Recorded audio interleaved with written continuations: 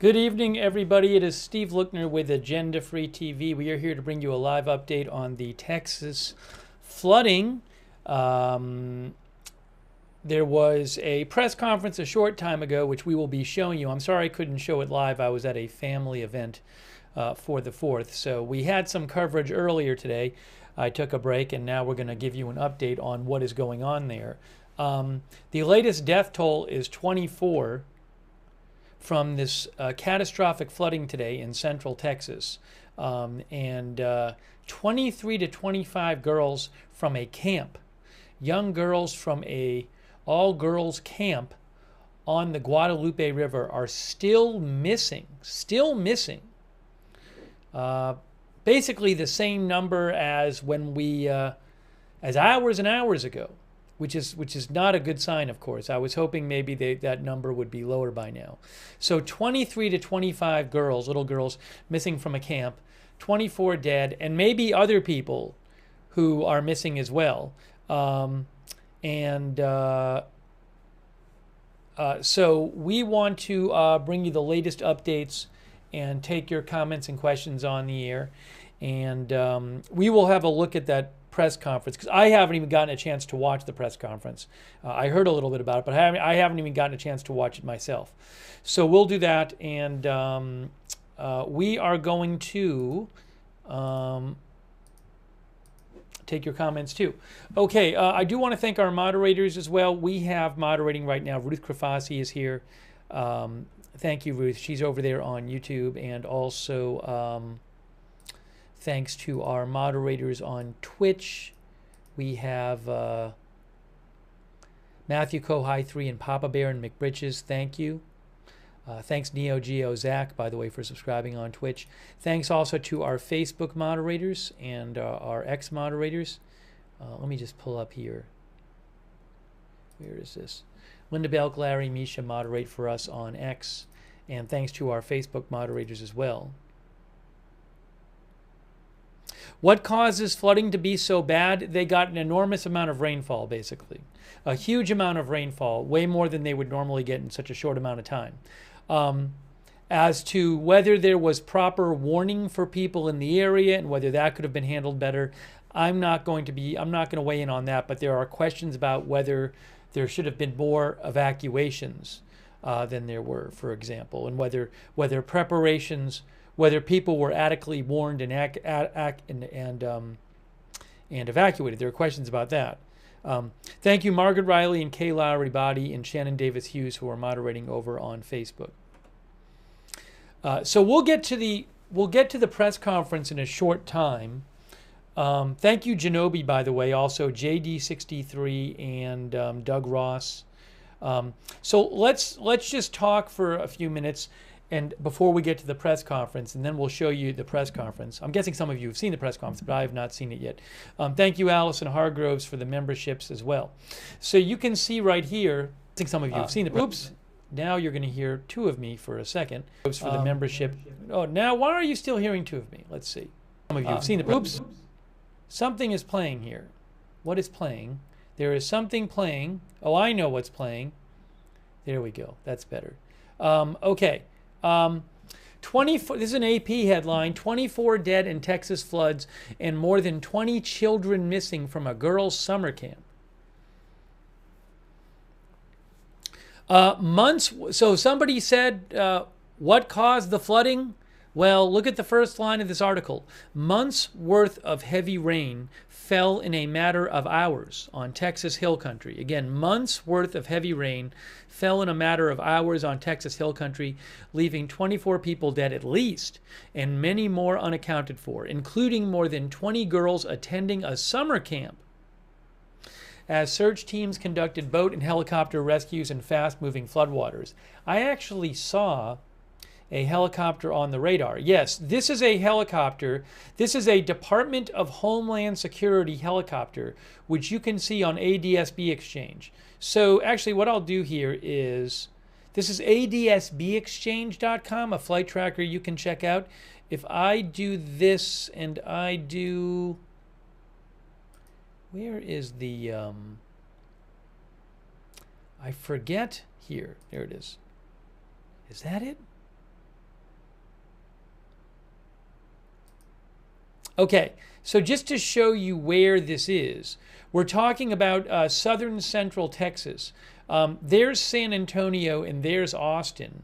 And we're talking about, there's Kerrville in Kerr County.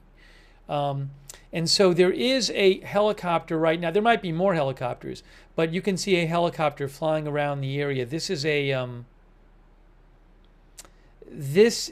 a Department of Homeland Security helicopter, according to ADSB Exchange. And there's been helicopters flying in the flooded areas throughout the day. So it looks like that's still flying. It says, what does it say? It says altitude 2,000, vertical rate, maybe it's landing, I don't know. Well, it's moving. It is moving. And it looks like it's going along the river. See, because that's the river right there. That's the river. So this helicopter is going up and down the river, it looks like. Let me put it on the satellite here, and yeah, so there is the river right there, which runs through Kerr County. There's Kerrville right there. So that helicopter is there. There may be more flying in the area. I mean, it is nighttime, but maybe they're using a light to search or something. I checked earlier today and saw a bunch of helicopters flying around. Where is... I don't know if we'll see anything on Flight Radar 24 at the moment. I'll check.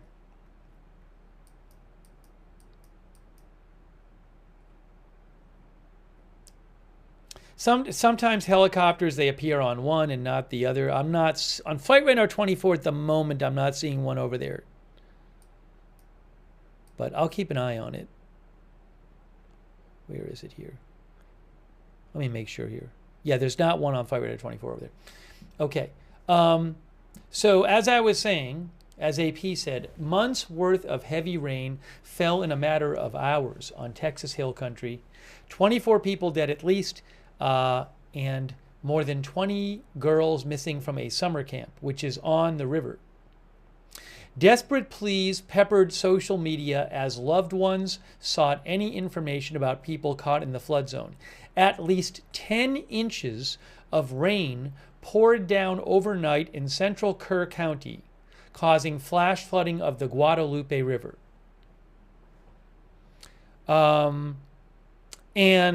We checked, there's a couple of charts I have shown you today showing the rise of the Guadalupe River. And in some parts, it appeared that it went up about 30 feet in 2 hours. That's Spring Branch. This was Comfort. So, for example, this is Guadalupe River at Comfort, Texas. And you can see how fast it went up in Comfort, Texas. It was at 3 feet and it went up to 34 feet. And that was over the course, that was earlier today. That was over about 2 hours there. There are a number of graphs. That's a National Weather Service graph. But there are a number of graphs like that on the Guadalupe River at different points on the river today, where it just went up, the river just went up an enormous amount of height in a short amount of time.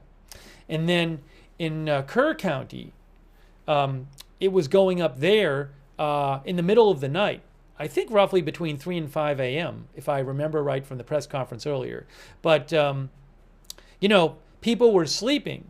And there's this question, well, should people have been evacuated rather than letting them go to bed? So that's a whole other thing. Hold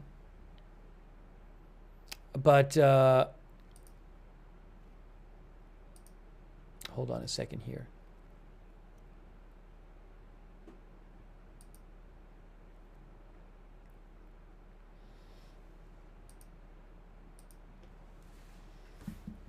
At a news conference, which we will watch late Friday, the Kerr County Sheriff said 24 people had been killed. 237 people have been rescued so far, including 167 by helicopter. The missing children, the 23 to 25 missing little girls, were attending Camp Mystic, a Christian camp along the Guadalupe River in the small town of Hunt. I'll show you where that is on a map. Eleanor Lester, 13, said she and her cabin mates had to be helicoptered to safety. Crazy. A raging storm woke up her cabin around 1:30 a.m. And when rescuers arrived, Lester, 13 years old, said they tied a rope for the girls to hold as the children in her cabin walked across a bridge with floodwaters whipping around their calves and knees. This is 1:30 in the morning. The camp was completely destroyed, said the camper. A helicopter landed and started taking people away. It was really scary.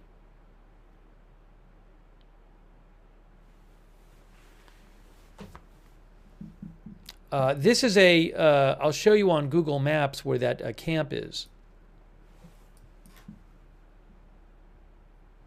Hold on a second. Camp Mystic, Guadalupe River. Hold on, I thought I was showing it to you. There it is. Camp Mystic, Guadalupe River. This is in Hunt, Texas. It's about, so we're talking about south central Texas, west of Austin, northwest of San Antonio. And Camp Mystic is about 15 miles from Kerrville. Camp Mystic is actually in Hunt County. It's Hunt, Texas. And if you look here, I believe, if we zoom in here, what you see is, it says Camp Mystic right here. No, that's Cypress Lake. We don't want Cypress Lake. We want Camp Mystic, Guadalupe River. So give me a second here. There it is. Camp Mystic, Guadalupe River. So you can see the river is right here. And the camp, I believe, because it says Camp Mystic Way, I believe the camp, is like here. See the tennis courts? And there's also some cabins. I'm not positive, but my guess is that that is the camp. It's right next to the river. You can see that's the river. And it's literally Camp Mystic Guadalupe River. As I understand it, that's the one. Correct me if I'm wrong, but I believe that's the one. So now they do have one down here near the river, but I think the camp had said that. Let me just check something here. I think that the camp had a note before, and the camp had said that some of their campers were safe in different. There's several camps that are the Camp Mystic camps. What was the name of that fire department we were looking at before? Ingram Fire Department.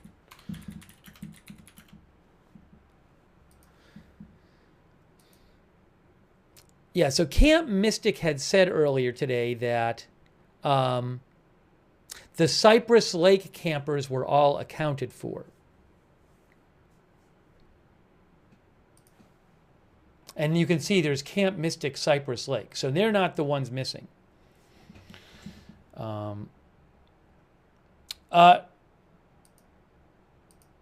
Again, the latest press conference a short while ago said 23 to 25 girls from the camp are still missing.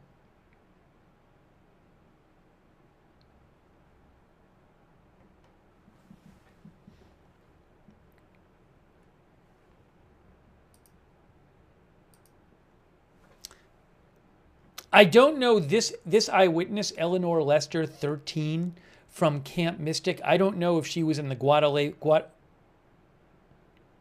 Oh.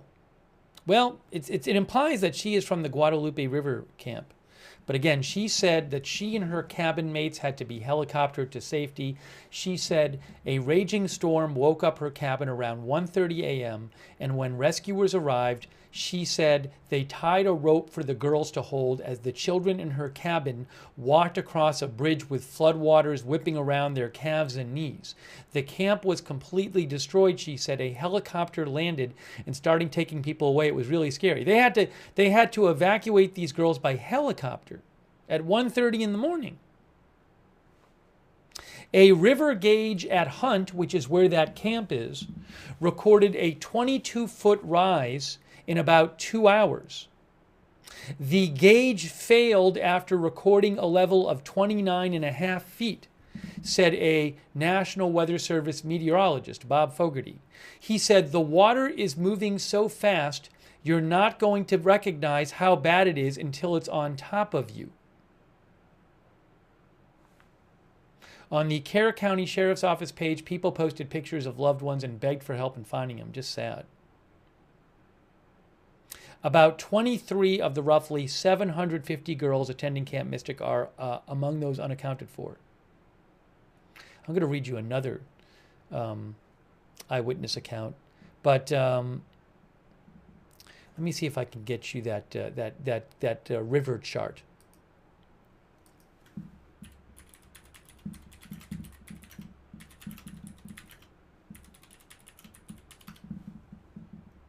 Guadalupe River at Hunt. This is it right here.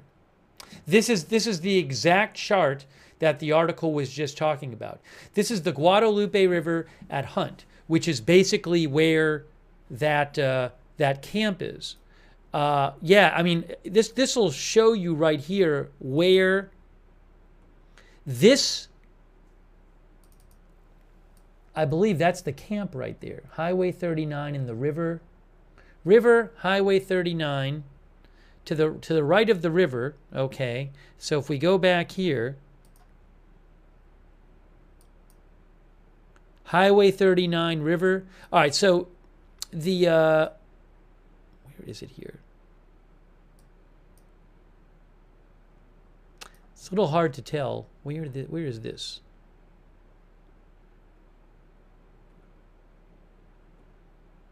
I'm trying to place this, well, it's in Hunt.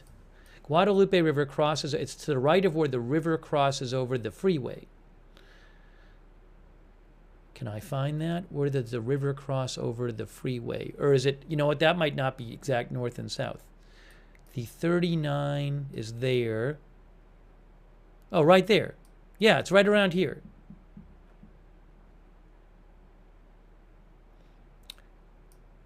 So it's, regardless, it's not that important. The point is, this is a water gauge in the general area of the camp where the girls are missing. It's Guadalupe River at Hunt. And what you can see happened, look at the times on this. So that's at after midnight, 12:15 a.m. Eastern, Central Time. The level is it's about a normal level, about observed level of water, about 7.5 feet. That's after midnight. Actually, even at 1 a.m. local time, it's about 7.5 feet. And then look what happens here. Well, that's even later. That's 4:30 a.m. local time, and it's at 28 feet. So just in the scope of a few hours, it went up, over 20 feet. And it actually, from the article, said the gauge stopped working here. It went up more than that, but the gauge stopped working and this is major flood. Major flood is 22, and the gauge stopped working at 29.45 feet. So this was a sudden rise in the water level at that river. And those girls were at that camp right on that river. It says the record is 36.6 feet. I don't know if they broke the record there. We don't know if they broke it right there because we don't have the actual reading. Anyways, so let me show you another eyewitness account here. In Ingram, Texas, Erin Burgess woke to thunder and rain at 3:30 a.m. Just 20 minutes later, water was pouring into her home directly across from the river, she said. She described an agonizing hour clinging to a tree and waiting for the water to recede enough so they could walk up the hill to a neighbor's home. My son and I floated to a tree where we hung on to it, and my boyfriend and my dog floated away. He was lost for a while, but we found them. Matthew Stone of Kerrville, Texas, said police came knocking on doors at 5:30 a.m., but he had received no warning on his phone. We got no emergency alert. There was nothing, he said. Then a pitch black wall of death. He said police used his paddle boat to help rescue a neighbor. He and the rescuers thought they heard someone yelling help from the water but couldn't see anyone, he said. Barry Edelman, 54, said water pushed everyone in his 3-story house into the attic, including his 94-year-old grandmother and 9-year-old grandson. The water started coming through the attic floor before finally receding.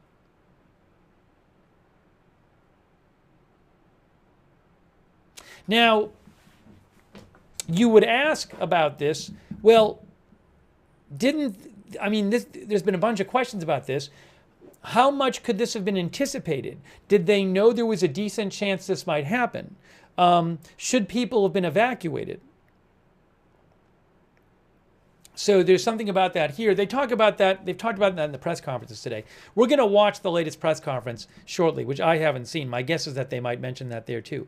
The forecast had called for rain, with a flood watch upgraded to a flood warning overnight for at least 30,000 people.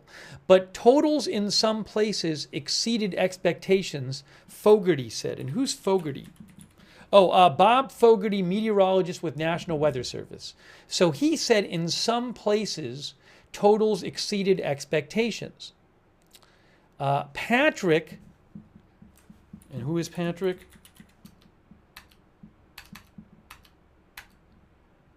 Texas Lieutenant Governor Dan Patrick noted that the potential for heavy rain and flooding covered a large area. The Lieutenant Governor and acting governor, because he was the acting governor because Greg Abbott was out of the state, everything was done to give them a heads up that you could have heavy rain, and we're not exactly sure where it's going to land, said the Lieutenant Governor. Obviously, as it got dark last night, we got into the wee morning of the hours. That's when the storm started to zero in. Asked about how people were notified in Kerr County so they could get to safety, Judge Rob Kelly, the county's chief elected official, said, "We do not have a warning system." When responders pushed on why more precautions weren't taken, Judge Kelly responded, "Rest assured, no one knew this kind of flood was coming. We have floods all the time," he said. "This is the most dangerous river valley in the United States." A little more background here. AP says the area is known as Flash Flood Alley because of the hill's thin layer of soil, said a local CEO. When it rains, water doesn't soak into the soil, he said. It rushes down the hill. River tourism industry is a key part of the hill country economy, he said. Well-known century-old summer camps bring in kids from all over the country, he said. Between Hunt and Ingram are many river homes and cabins for rent. So a lot of people at camp by the river, a lot of people living by the river. He said it's generally a very tranquil river with a really beautiful clear blue water that people have been attracted to for generations. So this Guadalupe River suddenly flooded and during the middle of the night, in some places, shot up more than 30 feet in height. All right, I want to take some comments from you guys. We're going to, in a short time, watch the press conference from tonight. Our viewer Cindy Salath thinks Judge Kelly in Kerr County needs to resign. I myself, I'm not going to weigh in on trying to assess if there should have been more evacuations or what. I don't know. I mean, it's certainly, you hate to see a situation where people, obviously if people were evacuated, they wouldn't be drowning in the flood, right? So the question is what kind of heads up should they have been given the forecast? Eat Turkey Sub said it all happened so quickly. Jack says someone needs to take accountability. AB says, where does this water go? Is there downstream destruction? So there were warnings tonight for further down the Guadalupe River of high water. But I have not heard of, like tonight, any kind of similar situation to what happened earlier in the day. Maybe because I mean, possibly because people are more aware of the situation now, and it's during the day. For example, I showed you this before, but uh, this afternoon, was it?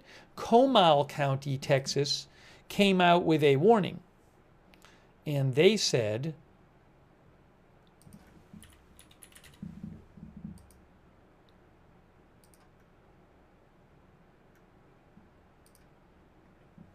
this was 7 hours ago, but this was after the news had been out about what had happened in Kerr County and west of Kerr County, in Hunt. So Comal County came out this afternoon and said, flood warning for Guadalupe River area. If you live in low-lying areas near the Guadalupe River, especially between the Kendall-Comal County line and Canyon Lake, you should evacuate now. The river is expected to rise to dangerous levels overnight tonight, higher than the Guadalupe Ridge at Highway 281. So there were counties this afternoon saying, hey, tonight it's going to get worse where we are. I haven't heard of any kind of human cost like I heard about earlier today. But again, I would have to assume. Now, maybe the flooding isn't quite as bad. I don't know. But also, I'm guessing there's a lot more awareness about it as well. And also, my guess is that people who, if people in, say, Comal County, being aware of what happened in another part of the state, not too far from them, might be more likely to evacuate than maybe they normally would have been. But I'm not sure. But again, I have not heard of any kind of, again, human cost from flooding tonight in other areas like what we heard earlier in the day. But there are, warnings out there.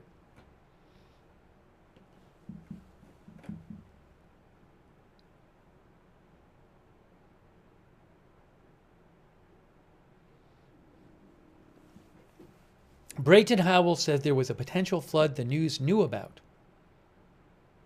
Peggy says, I lived in Texas, been to that area. It's very hard to predict storms there.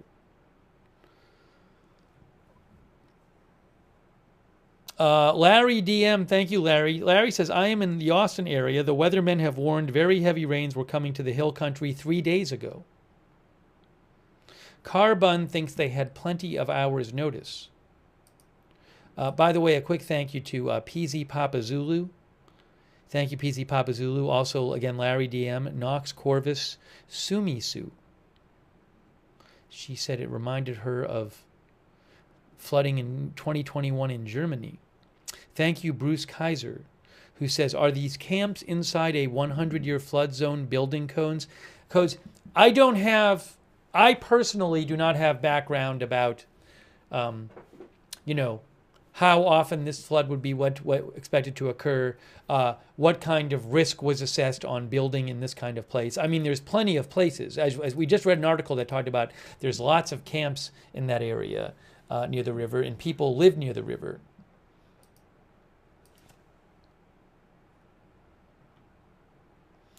Well-known century-old summer camps bring in kids from all over the country in the area of the river, said AP.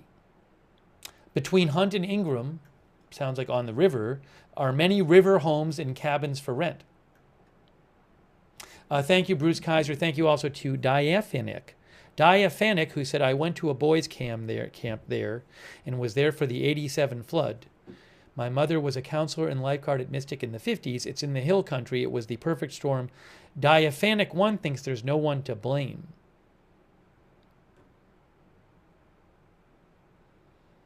Thanks also JD63, Doug Ross, and Allison Hargroves, and Jack's Animals, and Ivory John.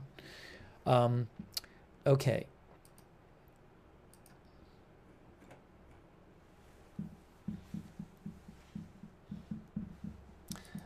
Let me just do a quick check. I don't know. I'm gonna show you I'm gonna watch it with you because I haven't seen it yet. The press conference from tonight, the latest press conference. I don't know if we'll get any updates while we're on the air. We could get updates while we're on the air. I don't know. The search and rescue is ongoing tonight. It is ongoing, which makes sense. I mean, if you're searching for missing people in this area, in these over 20 missing girls from this camp, the thought's not gonna be, well, let's go to bed and we'll wait till tomorrow. I mean, they're out there searching.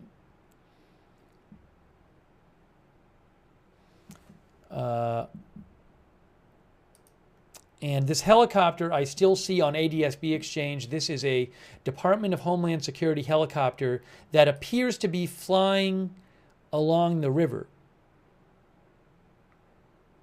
Maybe out of radar contact right now. But if you look here, this is in that's Kerrville right there in Kerr County, and you can see the flight pattern going up and down the river.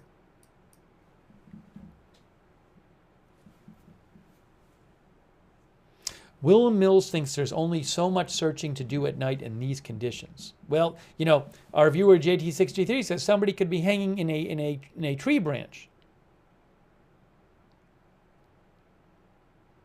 You know, I've seen a couple people in the chat claim that the girls from the camp were rescued, and that's just false information. I don't know if people are seeing videos from earlier in the day that are incorrectly labeled or drawing incorrect conclusions from them, but the last official update was not that long ago. I'm going to show you the press conference, and they said 23 to 25 girls from the camp are missing.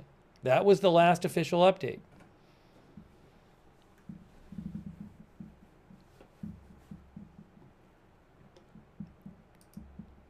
By the way, earlier today,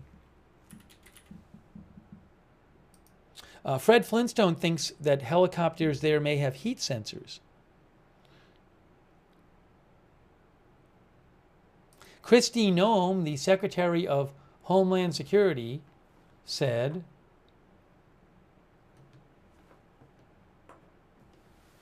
I have been working throughout the day with Kerr County leaders, state emergency management, and Greg Abbott, Governor Abbott, to get every resource possible to those affected by the flooding.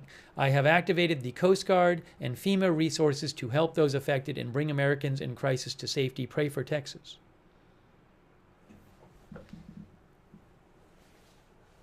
Saudi BB thinks search and rescue helicopters have tons of sensors and thermal imaging.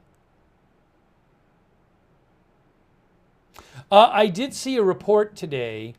One report I saw earlier said from News 4 San Antonio. News 4 San Antonio reported that earlier today that a camp director was reportedly killed, and that camp director was at a campsite that was not in session.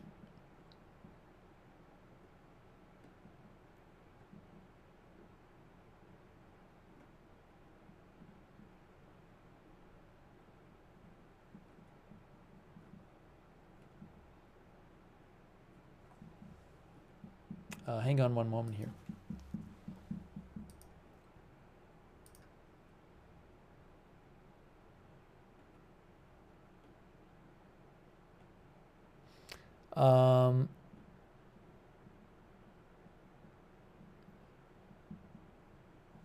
Oh, I wonder if there is a...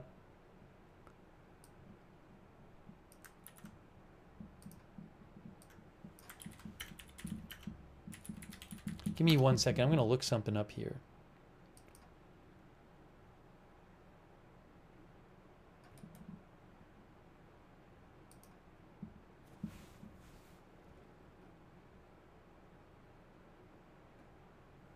Don't worry about that. Just to share some other reporting with you, Kerrville is the seat of Kerr County. There was a lot of flooding in Kerr County. The Washington Post said Kerrville police officer Jonathan Lamb told them the flooding damage in Kerrville is catastrophic. It's the worst flood we've ever seen, he said. San Antonio regional emergency responders had helicopters and drones in the air for search and rescue in what officials described as a catastrophic disaster. Survivors told local news media that they clung to trees to escape the rising water, which came without warning. As I mentioned, the Kerr County Judge Rob Kelly, the top elected official in Kerr County, said earlier today, no one knew this kind of flood was coming. Pressed by reporters about the county's preparation, he said the scale of the flooding had caught officials off guard. Asked whether there was a system to alert residents to evacuate ahead of the floods, he said, "We do not have a warning system." The devastation, says the Washington Post, recalled a similar flood along the Guadalupe River almost 40 years ago, 1987.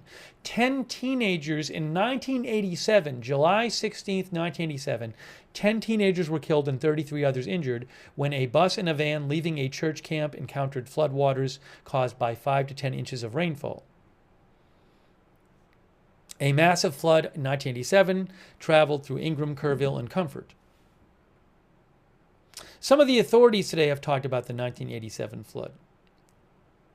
Oh, an additional death has been reported also in Kendall County. So I guess there's technically 25 dead. Kendall County is where compared to, let me look it up here. 24 dead in Kerr County. Kendall County, Texas is over here. Yeah, so I guess it's next to Kerr County. There's San Antonio right there. There's Austin. Kendall County, somebody died there. Kerr County is here. Hunt County is here.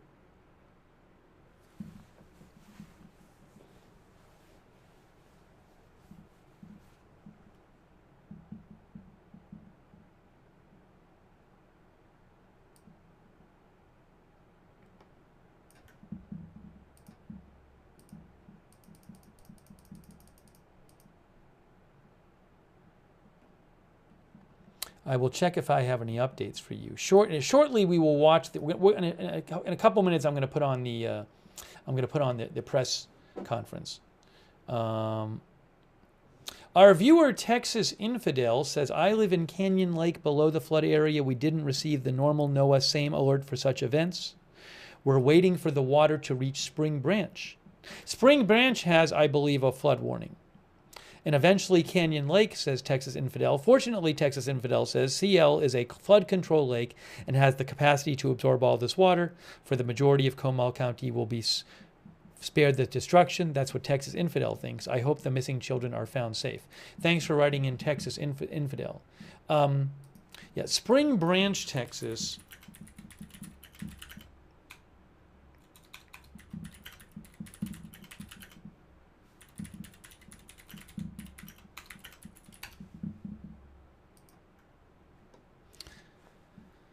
So, let's see, this is the actual, I don't know if, is the gauge not working? Looks like the gauge maybe isn't working. So, Spring Branch, Guadalupe River near Spring Branch, it was supposed to go up a lot tonight and maybe get close to major flood stage. But, gosh, it kind of looks like because those are the readings up to now. And this is now. The blue line is now the dotted line. So it kind of looks like maybe it's just not working, this gauge.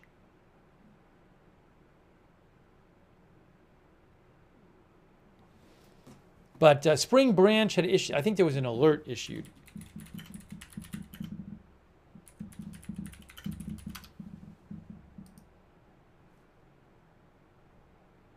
Yeah, there's a flash flood warning for Spring Branch, Texas. Central Comal County, Central Kendall County. Flash flooding is ongoing or about to occur near Bergheim and down the Guadalupe River and to the Spring Branch area later tonight. A big wave of rushing water will affect the areas along the river, including secondary roads and low sections of the Guadalupe State Park. Now, this was posted about 3 hours ago.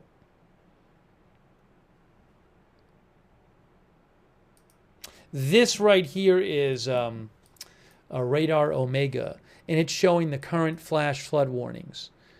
So this here is flash flood warning for some of Burnett County and Travis County.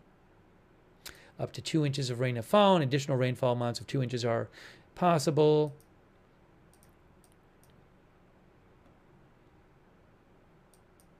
Then there's this here. This is this is another flash flood area, and this is for Comal County and Kendall County. This is the one we were just telling you about. A big wave of rushing water will affect the areas along the river, including secondary roads and low sections of the Guadalupe State Park. That goes until midnight. That goes for another about a half an hour or so. That flash flood warning has been going for hours, several hours. But I believe that's from water coming. A lot of that is from water coming down the river from the west. Yeah, because the river, if I have this right, there's the river. So, earlier today there was flooding in Hunt and in Kerrville area, and then tonight you have this flash flood warning, which literally goes along the Guadalupe River as it gets into places like Spring Branch, further, as the water travels further down the river. But again, I have not heard of any kind of flood damage and human cost tonight similar to what we've seen reported from earlier in the day.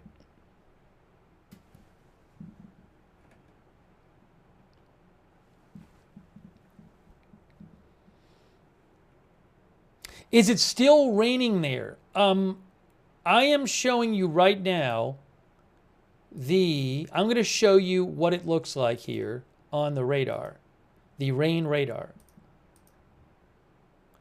And I am not seeing a lot of rain. Is this right? Hold on, let me make sure this is reflectivity. Is this working correctly? Hold on. Get him one more frames here. That is the right radar. Hold on, let's try this. What's weird is I'm like not seeing any. Is it like not raining in the country? That's the weird thing. That's the countrywide radar. Let me just choose one of these specific ones here. Why are they not highlighted? Why are they not? Oh, I need single site radar.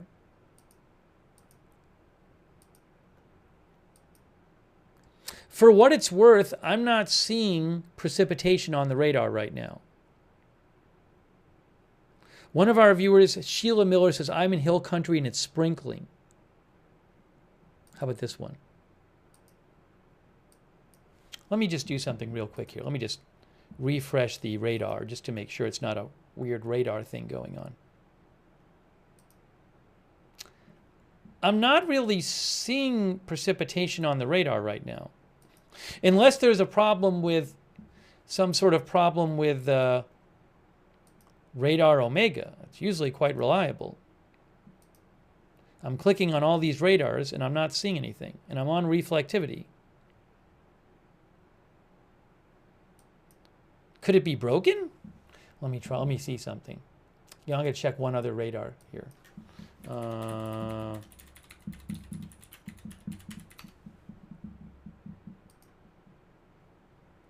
I'm looking at one right now, and I am seeing a bit of rain on it right now. Oh, the National Weather Service radar. Is something wrong with radar scope?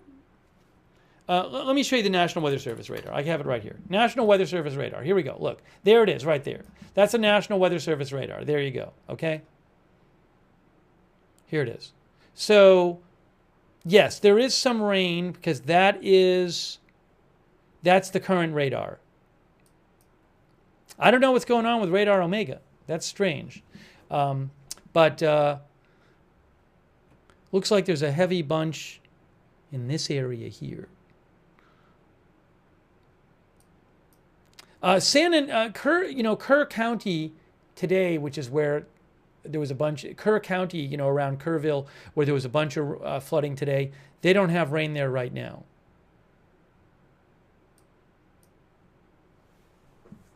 It's not raining in that area.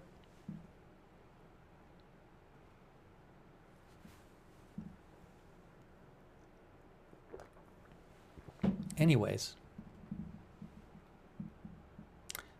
did I say I rent radar Omega? I don't know what's going on with radar Omega. I got to check in with that because that's a little strange. I've never had radar Omega not work like that.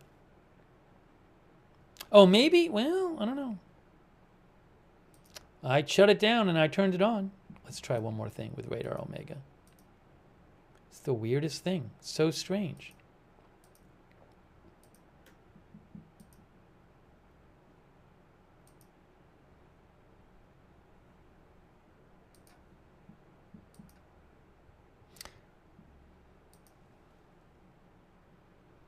I've restarted Radar Omega twice. Maybe I need to restart the computer or something, because I literally just... Anyways, I don't want this to be about Radar Omega, but just so you know, I have now restarted Radar Omega twice, and I am still not able to see the rainfall. So anyways, maybe I just got to restart the computer or something, or update the program. I don't know. I'm not going to worry about it right now. It's not really worth worrying about it. Maybe it's fine if I just restart. Whatever. It's a great program. Radar Omega is awesome. It's a very good radar program. I've never had a problem with it, so it probably just needs to be restarted or something. Okay. I want to, in a second, take a look at the press conference. Let me take a couple more comments here. We're going to look at the press conference in a second, because I haven't watched it yet, the most recent one. Oh, and I should say 25 dead, because there was one dead in an adjacent county.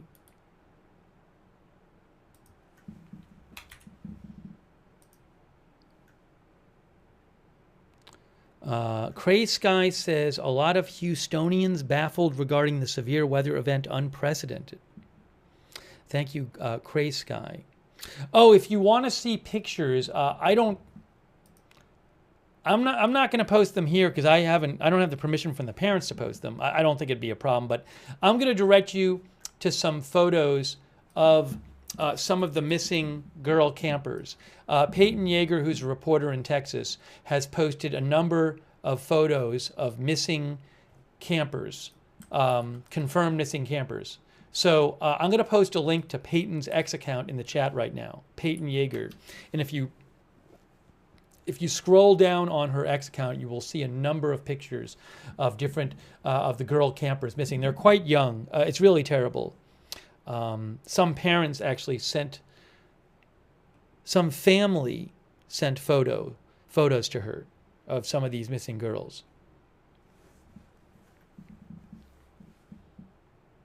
Oh, I did have a video here I wanted to show you. Hold on one moment. Give me one moment.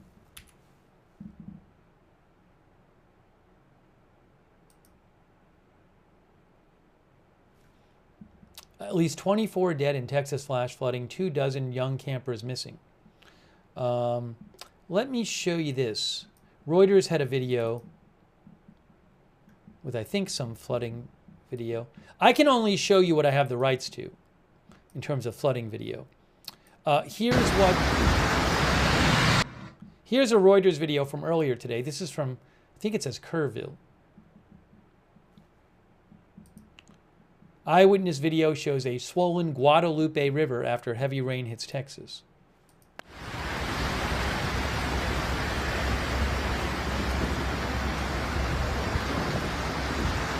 Oh, Kerrville, I can show, I know where this video is from. City of Kerrville posted this. Are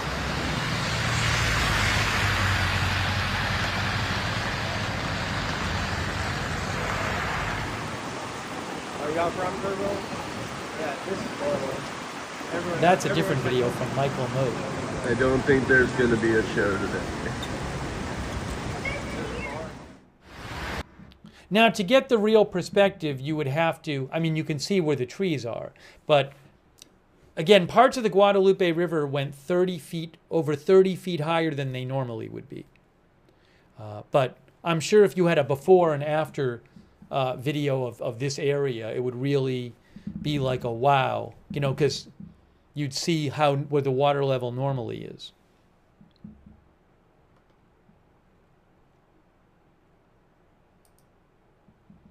Reuters says that Dalton Rice, city manager city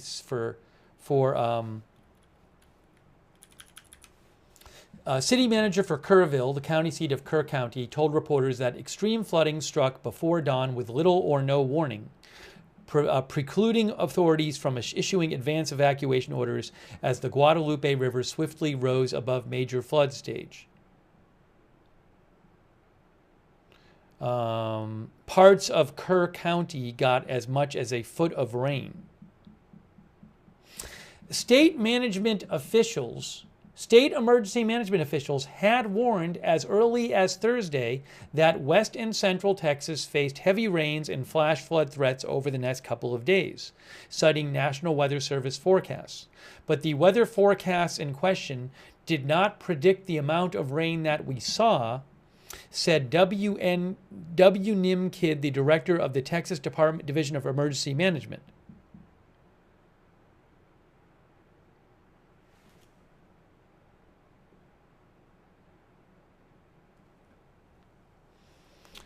Mac Knight says, all of a sudden you're screwed. I think we're going to, I need to watch that. I want us to watch that news conference. We're going to watch it in a second.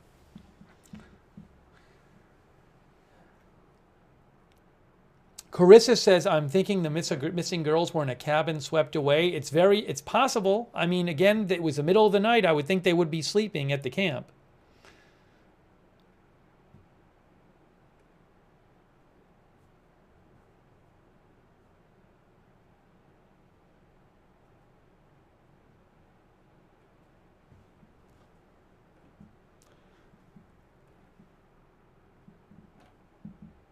By the way, quick thanks to Gulf Coast Pickin, Jack Hanna, Nikos Castellanos, Heather Lee.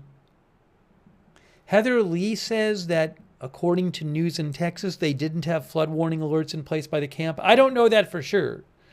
It's certainly possible, but I can't confirm that myself.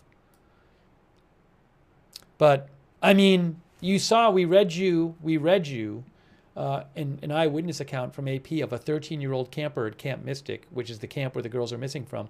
And she said suddenly they woke up at 1:30. What did it say? Her account was that this 13-year-old camper said that a raging storm woke up her cabin around 1:30 a.m. and when rescuers arrived, they tied a rope for the girls. They had to be helicoptered to safety. Helicoptered. And when rescuers arrived, they tied a rope for the girls to hold as the children in her cabin walked across a bridge with floodwaters whipping around their calves and knees. The little girl said the camp was completely destroyed. A helicopter landed and started taking people away. It was really scary. So that doesn't sound like, the girls had advance warning. Doesn't sound like it. Thank you. Read the freaking comics. Spirit of Morning. Heather Lee. Heather Lee says it's hill country. Evacuating would have been a nightmare. That's what Heather says. Also thanks to Lucy Goosey Hikes. Are the campers part of the death toll number? That I don't know.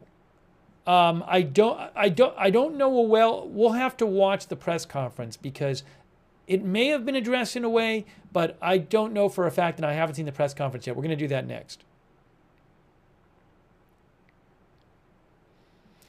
Thank you. And also thank you. Andrew B. says, why is it every year a city suffers a 500-year flood? Andrew B. says, can't blame just one politician. Thanks to Ashley Alley and Diaphanic 1.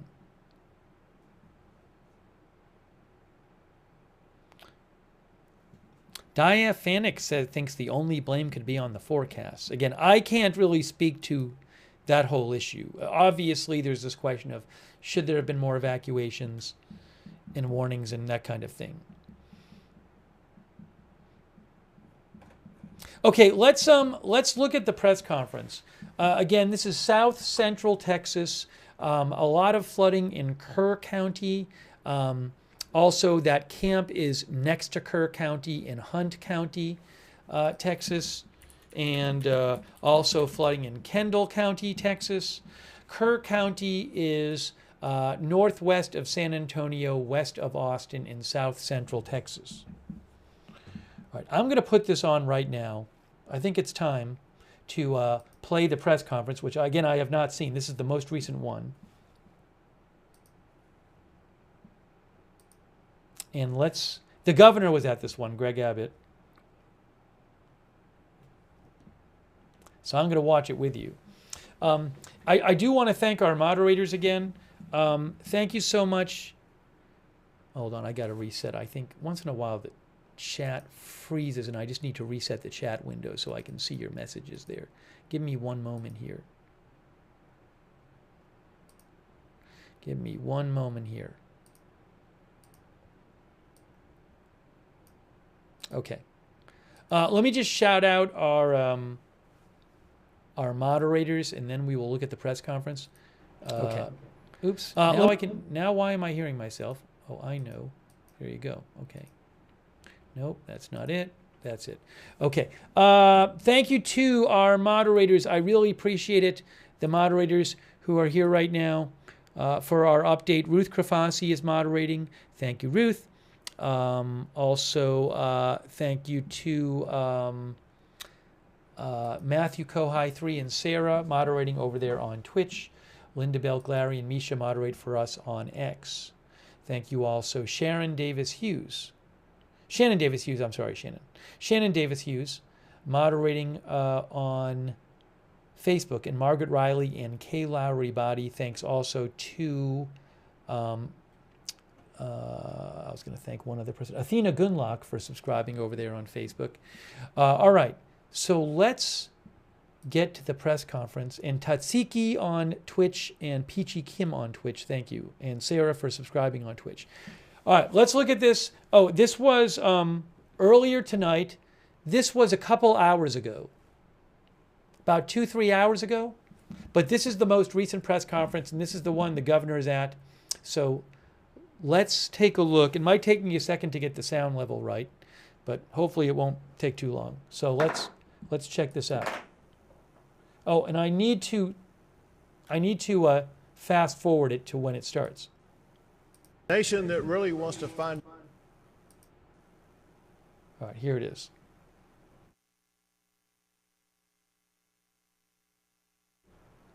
This is where they were walking in.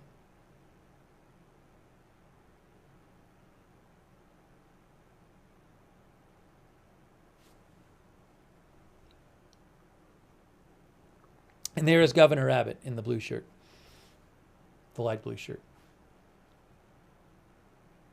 Time to be here for us to update a nation that really wants to find out what's going on and the response that's taken place here in the center part of Texas. This is something where we need to begin now, and we need to continue to invoke God Almighty. The one thing I hear the most from people across the country, really across the globe, are the prayers that are being sent for those who are in harm's way to be successfully rescued. Those who are giving thanksgiving to God right now because their family member has been located. Those who remain prayerful that their family member too will be found. This is a time when we as a state, we as a community, need God more than ever. Little kids off at camp, joyfully excited about the upcoming day to celebrate the 4th of July. Campers alongside the river, doing the same thing and enjoying one of the beautiful spots in the state of Texas. Asleep probably just a few hours from waking up. People that I know of who were not in harm's way, but went into harm's way to try to save the lives of others, but who lost their life. So many people have been swept up into an extraordinary catastrophe. It needs God, but it also needs a robust response by the state and local governments and by people who live in these communities impacted by this. We had a meeting with officials at the state and local level, and there is extraordinary collaboration to make sure that we are going to address everybody's concern as quickly as we possibly can. At the state level, we have Texas Task Force 1 and Texas Task Force 2. There are some of the best experts in the world at search and rescue missions. And know this, we remain in a search and rescue posture right now. So it's been going on over the course of the day, and you're going to hear stories here momentarily about exactly what has been achieved through those search and rescue missions. They will continue in the darkness of night. They will be taking place when the sun rises in the morning. They will be nonstop, seeking to find everybody who is unaccounted for.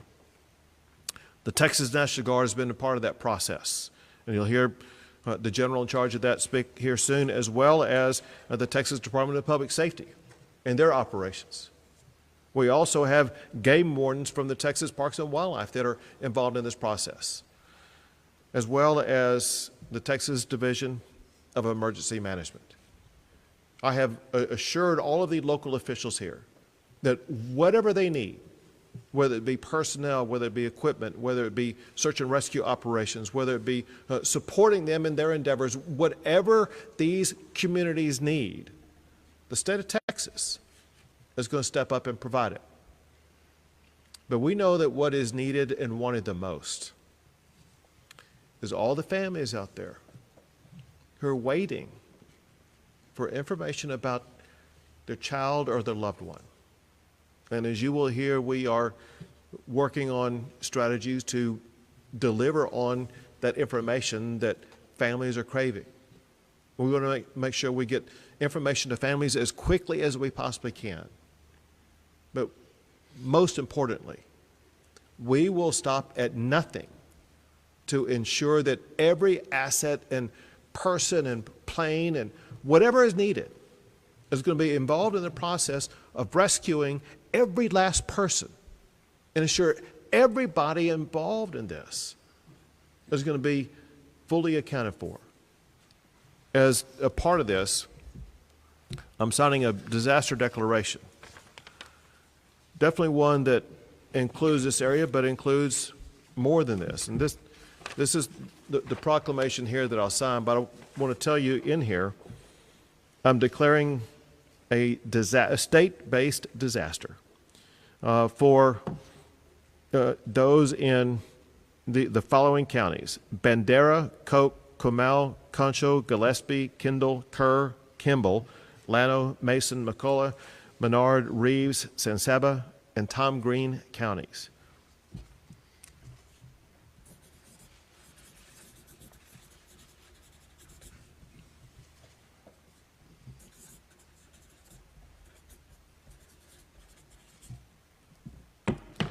This will ensure all the counties that are identified in this, and there may be more that need to be added later, are going to have access to every tool, strategy, personnel that the state of Texas can provide to them, which will be limitless.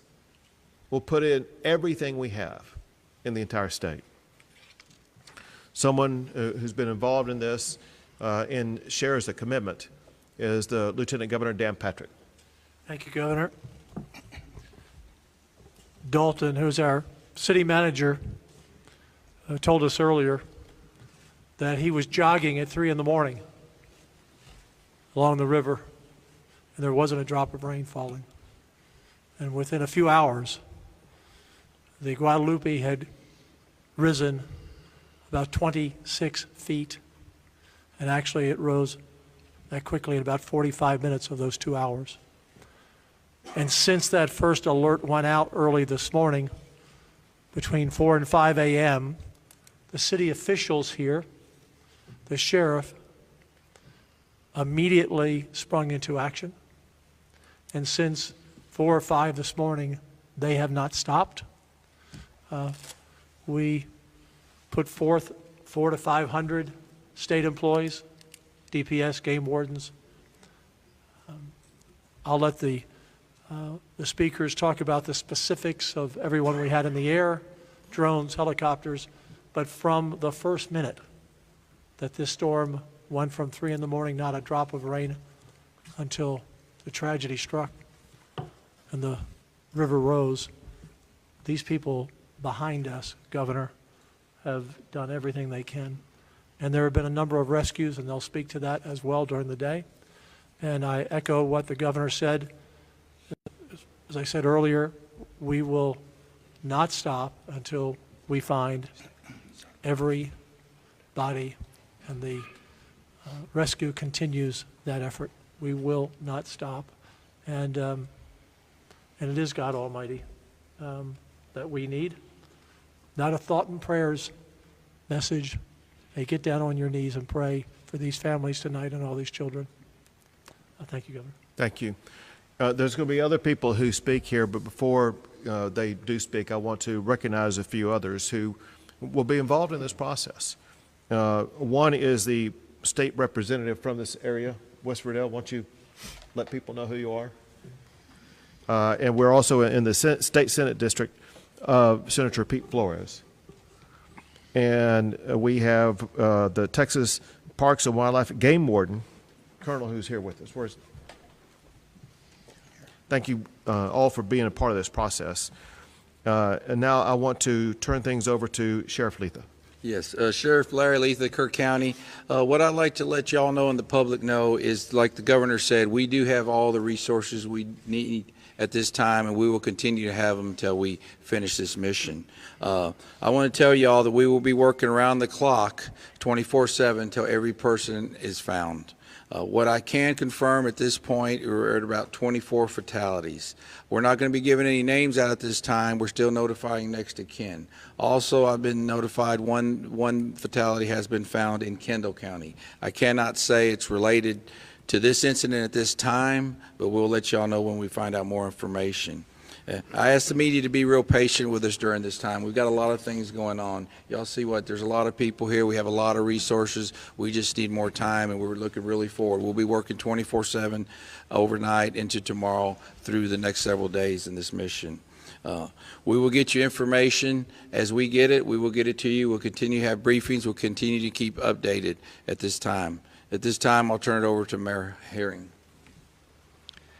I'm Joe Herring Jr. I'm mayor of the city of Kerrville.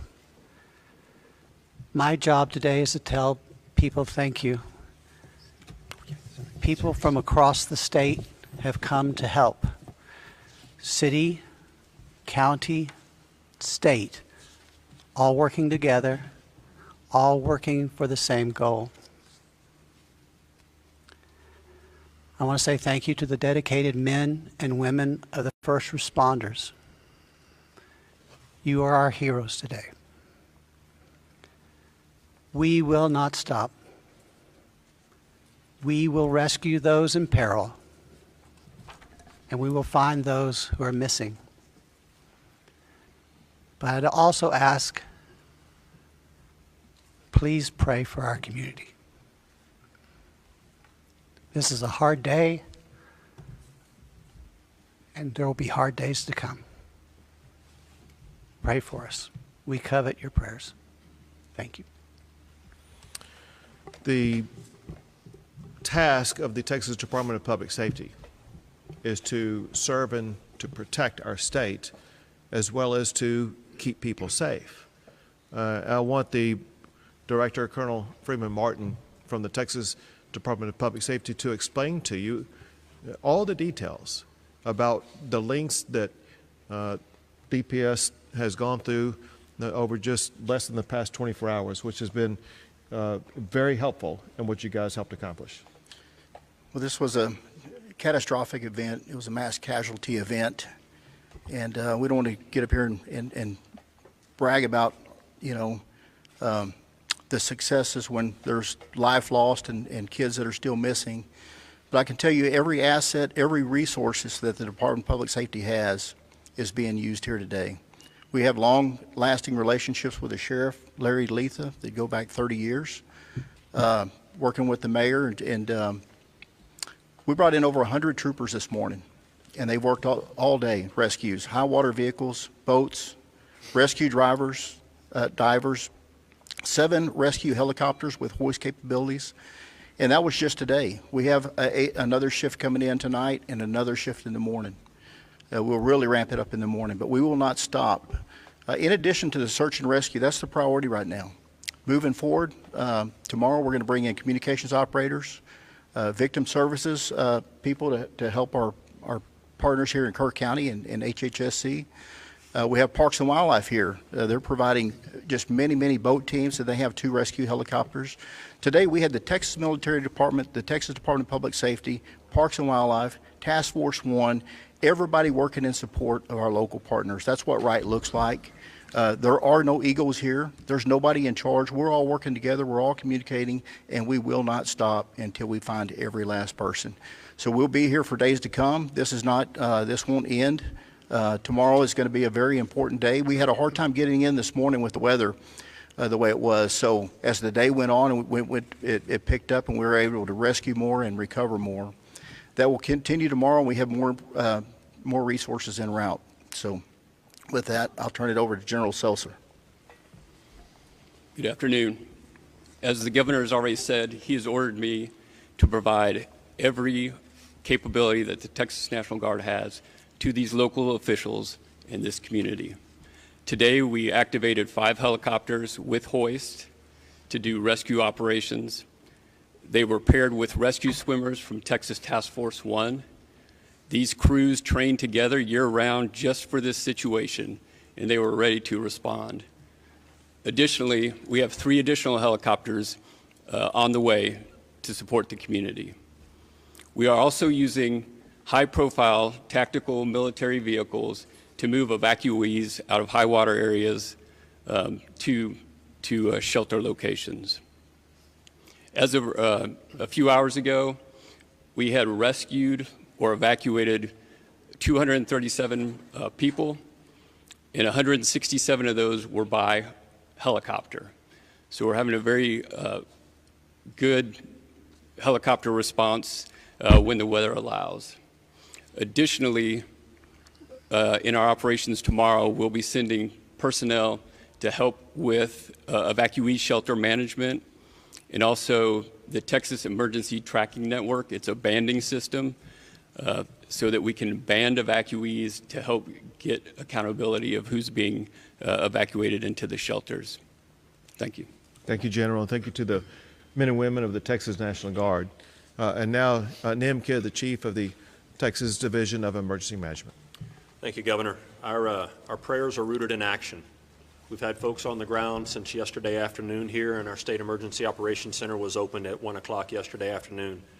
The original forecast that we received on Wednesday from the National Weather Service predicted 3 to 6 inches of rain in the Concho Valley and 4 to 8 inches of rain in the Hill Country. We worked with our own meteorologists to fine-tune that weather statement, and as many of you know, and many of you in broadcast journalism and meteorology, you can go back and look at your own forecast, and the amount of rain that fell in this specific location was never in any of those forecasts. Nonetheless, in partnership with our local officials here, we had resources that have been surrounding this area since yesterday. When the rain fell and the calls came in, we immediately jumped into action alongside of our local partners. In addition to the local partners that are here, we have 150 personnel, search and rescue experts from Texas A&M Task Force 1. We have over 1,000 state officials and state partners that are responding here with over 804 assets, vehicles, boats, and helicopters. I want to run through that list really quickly. 150 from Texas Task Force 1, that is 30 boats and additional high-profile vehicles. You heard from Colonel Martin in the Texas Department of Public Safety. Colonel Vanderroos down on the end has over 170 personnel here, 167 four-wheel drive vehicles, and over 53 boats in addition to their aircraft. You heard from General Seltzer about the military departments. The A&M Forest Service is here to help us do tree removal and get trees out of the way and help with incident management. The Department of State Health Services has 164 members from the Emergency Medical Task Force here with over 71 pieces of equipment. You may see ambulances in this county that aren't anywhere from near here. They're part of the Emergency Medical Task Force. There will be questions about reunification centers. There'll be questions about noticing. Our local partners will answer those questions when you have them. And Governor, at this point, that ends my prepared remarks. Thank you very much. So this is a 24/7 effort. Everyone needs to know, day or night, whatever hour of the day, there will be local officials, state officials collaborating together. Also want to thank the Secretary of Homeland Security, Kristi Noem, who gave me a phone call today to offer any assistance that we need. Secretary Doug Burgum, Secretary of the U.S. Department of the Interior, who called and offered any resources we need. Senator Cruz called and offered any support that they could provide. So this is something where the federal government is leaning in and wants to assist the community here in the heart of Texas to accelerate the process, to be able to draw this to a very positive conclusion. And it's something that Texas will continue to lean into. We'll take a few questions. Any estimate on how many people are missing or unaccounted for? No, at this time, sir, no, we don't have an estimate. The problem was, it was a holiday weekend here. We have a lot of campers here, and we do not know that number at this time. So I just want to stop for a second. I think the question is how many people are missing total? And they say the answer is something like we don't know because, like, for example, we have visitors here. And so it's not even, they might not even know everybody who was in the county. Let me just replay again because I think that's what that question was, but it was kind of hard to hear. Secretary of the U.S. Department of the Interior, who called and offered any resources we need. Senator Cruz called and offered any support that they could provide. So this is something where the federal government is leaning in and wants to assist the community here in the heart of Texas to accelerate the process, to be able to draw this to a very positive conclusion. And it's something that Texas will continue to lean into. We'll take a few questions. Any estimate on how many people are missing or unaccounted for? No, at this time, sir, no, we don't have an estimate. The problem was, it was a holiday weekend here. We have a lot of campers here, and we do not know that number at this time. What about the 23 missing from Camp Mystic? Has that number changed? No, it's still, it's between 23 and 25. We have not confirmed that yet. We're still working on that, sir. So, again, they said they're not sure exactly how many are missing total, but between 23 and 25 girls from that camp, Camp Mystic on the Guadalupe River, are missing. So the federal partners were helping with us, but we didn't receive any National Weather Service forecast until well into the storm. Can you give us any insight into why there wasn't any updates from the National Weather Service about the flooding? I'm going to give you a good example. Where's he at? City manager. Dalton. Yeah, I'm going to have the city manager can explain to you, kind of in real life terms, exactly what happened, when it happened, and how it happened, and why it was so unpredictable. Thank you, Governor. And as the Lieutenant Governor alluded to, I was out on the river trail this morning, which is, again, at water level of the Guadalupe. I was out there about 3:30 this morning doing a jog. I left there probably about 4 o'clock. There was very light rain, no signs of the river. I come from the Houston area, so very used to hurricanes, very used to flooding. We kind of monitored that, checked some different areas. We did not see any signs of the river rising at that time. I started getting phone calls probably about 5 o'clock. We went, the Fire Chief Maloney and I went back out to Louise Hayes Park. Up on the top section, we did have National EMR, and we already had a lot of our emergency plan ready for the 4th of July event, which is at the river level. By the time we got to the National EMR truck, we could not get it out, and we almost got stuck on the top level. So there's a pavilion down in Louise Hayes Park. Within an hour and a half, it had already risen well over 20, 25 feet. So we were monitoring that as much as we possibly could. After the 1987 flood, there were some flood alarms installed along the river. Are those still working? Any reason why they wouldn't? A lot of the times, I think, and again, I'm relatively new here, there's alarms typically in Comfort or further downstream. When you look at the headwaters of the Guadalupe, which we are at the headwaters of the Guadalupe, there's a north and a south fork. And so we'll say since 1987, under normal conditions, if you call it that, you'll hit water in one of those areas.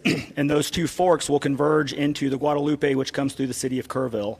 This rain event sat on top of that and dumped more rain than what was forecasted on both of those forks. When we got the report, it was about 7 feet or so on the South Fork, and within a matter of minutes, it was up to 29 feet, and all of that converged at the Guadalupe, and that's where we saw those very quick rise in flood. So there's not alarms everywhere on the river. No, sir. Sheriff, you said there were 23 deaths, 24? No, 24. Right? 24, and if that's the entire river, or that's just this county? That's just this county, in the county. Do we know the total? That's what we said, there needed to be one more? We do have a report from one fatality in Kendall County. I want to ask, So just to be clear, the 24 deaths they announced in this press conference are all from Kerrville County. They said there was a death in Kendall County. They're not sure that it's related to the flood event yet. But again, 24 deaths announced in Kerr County, which is where Kerrville is. Kerr County is where all the 24 deaths so far have been. Possible one in Kendall County. What's the process if an evacuation now? This seems like it came on very fast. I spoke with some flood victims in Ingram who said their home was flooding as rescues were happening down the river. And they asked me, why weren't there evacuation notices at that point? What is the process like to get an evacuation notice? What's the threshold to send the number of people? So just like anything with evacuations is very difficult, right? There's a balance between, do you evacuate and then put chaos onto the road and potentially risk people getting stuck on a road? This is the hill country. For those that haven't been here, there are hills. There's a lot of low water crossings. And if you spark an evacuation at the wrong time or create an evacuation, you could go into a mass panic, get people on the road, which could be even more deadly by having vehicles swept away. So there's a very fine balance between sheltering in place, getting to the high grounds. A lot of our operations plans, especially with these camps, that is the plan, is sometimes shelter in place, get them to those known high grounds, and then wait for rescue. Again, when this came in, people are sleeping. Even if you were able to try to get notification, that evacuation period is a very delicate balance. Can you guys confirm if game wardens did go into Camp Mystic and pull kids and staff out of there? Come on in.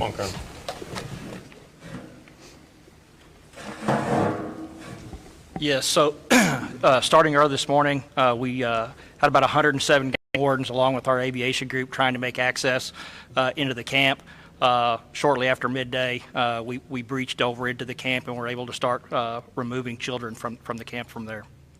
Is Camp Mystic the only camp that's under this sort of duress? I've got reports of other camps that seem to be evacuated okay, or is that the only one that we're really working on right now? Yes. That's the only one is Camp Mystic. All the other camps, we've accounted for everybody and everything's fine. Camp Mystic's where we had all our trouble. Also River Inn. So just to be clear, they said that in other camps, everybody's fine and they've accounted for everybody. The one camp where they're having that big issue with the missing people is 23 to 25 girls from Camp Mystic, which is in Hunt, Texas, technically Hunt County, but near Kerr County. Just, west of that area. Yeah, I mean, I have no reports of it's just Camp Mystic at this time. What are the hardest hit areas from what you can tell as far as where the fatalities or the currently known missing person reports are coming from, and how far is your search area extending right now from where upstream to where downstream? We're working anywhere from about 30 miles west of Kerrville on the Guadalupe River at this time. But that out west, on our east side, we didn't have any problems. Everything is pretty much west of Kerrville. All our issues are from this flooding. Well, yes, about 30 miles from.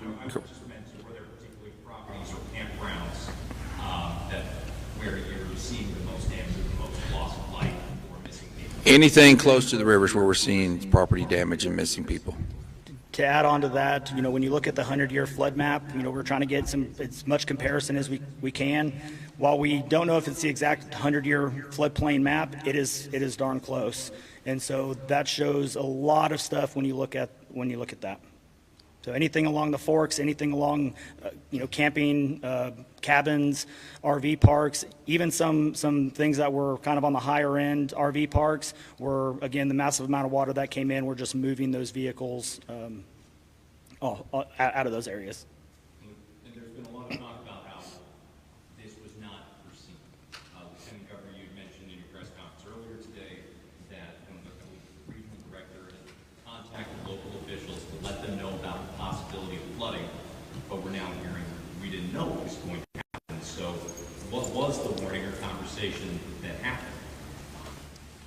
Is Jay Hall?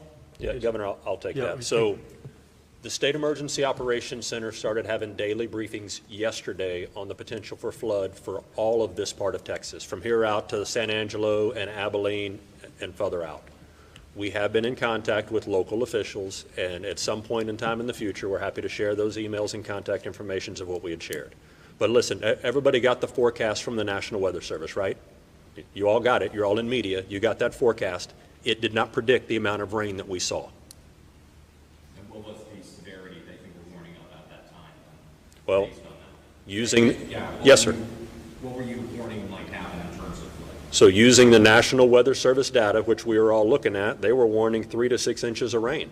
However, some of those models showed numbers that were higher than that, which caused us to activate additional resources and have them in the area just in case, and those were put immediately into use as soon as the rain fell and the 911 call started coming in. They were already here. What kind of resources were they? Was it Swift Fast Boats, or what was deployed prior to? Yes, sir, great question. It was Texas A&M Task Force 1 Swiftwater rescue teams, as well as military high-profile vehicles, and the aircrafts were close in theater, but not directly in theater. The Swiftwater boat teams are professionals from San Antonio and Austin and the surrounding area that, as the general said, train mission every day.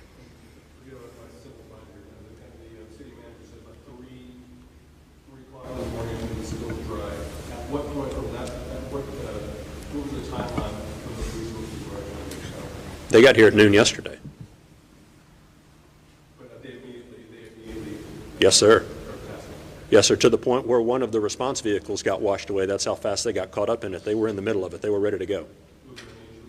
Not to that group, no, sir. As much as you can talk about the nature of the camps, are you getting updates from people? Because it's such a, they're from all over. Some of the kids we've had missing are from Austin and San Antonio and Beaumont.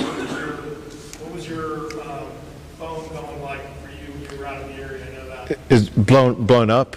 The fact of the matter is, calls were coming in first, from my team in the governor's office, Chief Kidd, the other leaders, where we collaborate on this all the time. But over the course of the early morning hours, stories started coming in from people that we know well. This is an area that we've been coming to for close to 20 years, and we know the camp and the camps down here quite well, and we have a lot of friends involved in this. And so there were a lot of my fellow Texans who have great concern about everything that's happened here, and that spurred us into action to make sure that we were going to turn over every stone to make sure every Texan, there may be people here not from Texas, everybody here is going to be accounted for as quickly as possible. As much as you can talk about it, can you talk about the timeline, what locals can expect, and again, where they can get the resources if they're concerned about missing people, is there a website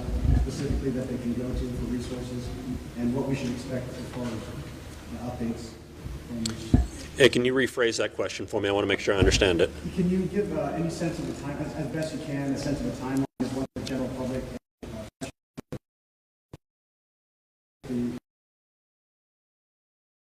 Sorry, a little issue with the stream there. Yes, sir. I'll speak. The stream, that's an issue with the Our stream search and rescue itself. teams are here in clock. That's on the source. That's an issue with the source. Additional volunteer. We manage our local partners at the city for volunteer and donations, and they can give you those websites put out in a little while. Again, that's the source video issue. Fortunately, it wasn't like that the whole time. It's like they had a Yeah, because the video is actually still playing. It's just they lost the audio. It's like frozen. Did they lose the rest of the press conference? Because the actual video goes on for about a minute and a half more, but it looks like it's just frozen there. So I wonder if their video conked out before the end of the presser.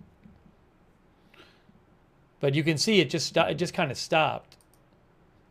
Now it's frozen, but it's playing. Additional rain in this part there we go. Okay. right now can cause additional issues of flash flooding. And so this is where I really need all of your help. Tell the people that don't live here and don't have family here and don't have family that are missing not to come here.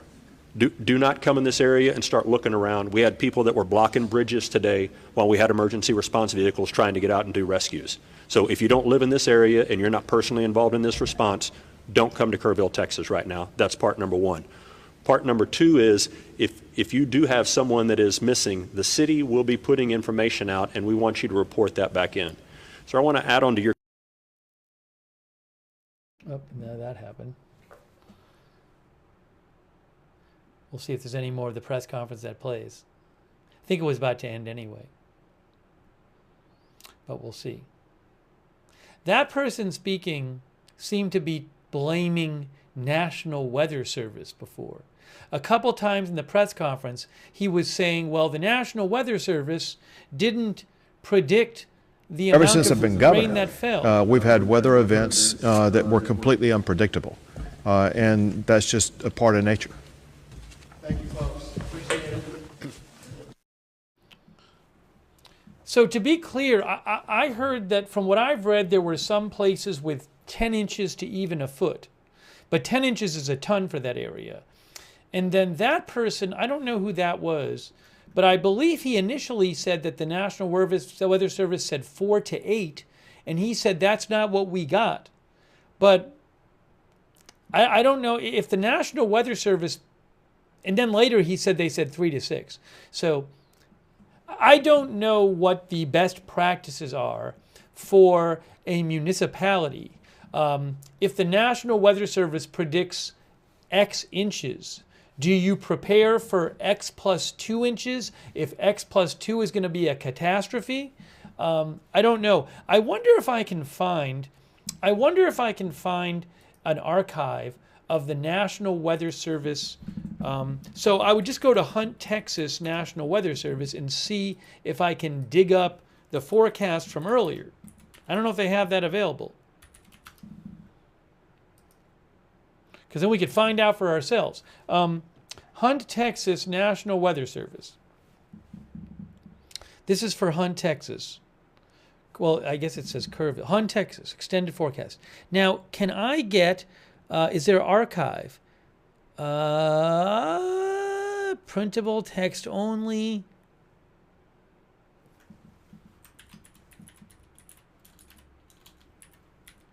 I can't find it. Let me Google it.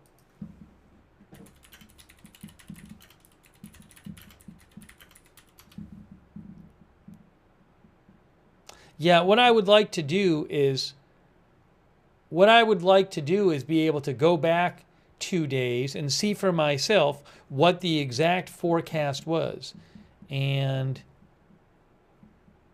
you have to search by date. I mean, I see hourly weather, tabular. I'm not seeing it off the top of my head. I'm looking at the different choices. And I don't see... Oh, Wayback Machine. How about the Wayback Machine? Can type in the date. Where do I type in the date? Where? People said you can type in the date. Where is that at?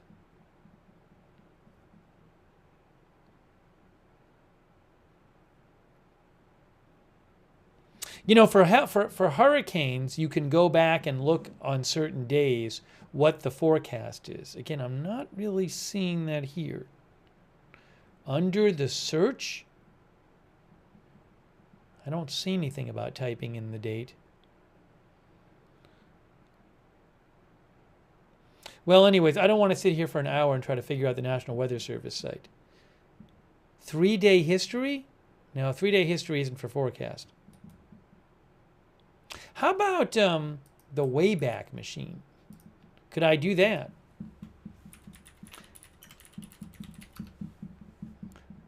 Could I search for 3 days ago? All right, I'm putting in the URL. No, it does not look like I can do it for that. I don't think. Past weather tab on top of page, someone said. Past weather. Well, past weather is going to be past weather, not past forecasts, right? Also, it just took me to here. Again, I went to past weather. I clicked on past weather. Some people said, click on past weather. So I clicked on past weather, and that's what I get. I just get a map of the forecast offices. So that's really not going to help me either. Anyways, I would like to see what the past forecasts were. But at one point, that person who was complaining in the press conference about the National Weather Service not getting it right, he did say that they forecasted at one point 4 to 8 inches for, I believe he said, Kerr County. And I don't think that 4 to 8 inches is that much off what happened. But again, I don't know. So I would like to get that information. But there clearly was one official in that press conference who appeared to be blaming the National Weather Service for not getting it right and saying that that's why they didn't prepare differently.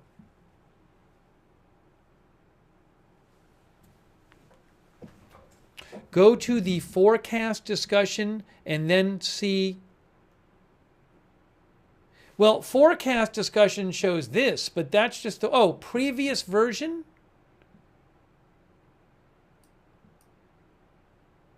Maybe this will do it. Ooh, I think that whoever said this is correct. Previous version of forecast discussion. Okay, July 3rd. Hey, let's look at this. 7:37 p.m. Central Time, July 3rd. Okay, we're getting there. 9:17 p.m., July 3rd. 12:53 a.m. All right, so let's look at the night before. This is 9:17 p.m., July 3rd. This is for the area. Flood watch for Bexar, Kendall, Gillespie, and Llano counties. This is for Hunt, though. I'm not looking for Kerrville. Abundant tropical moisture. This says isolated 5 to 7 inches across the flood watch area. But this isn't the one for Kerrville. This is for Hunt County. This is for Hunt County. Let me do it for Kerrville County. This is helpful, though. Kerr County. Kerr County, Texas. Okay, Kerr County, Texas. Then we go to forecast discussion. And then we're going to go back. Boop, boop, boop, boop, boop, boop, boop. And we'll get to Thursday. We go to Thursday night. I think it might be the same.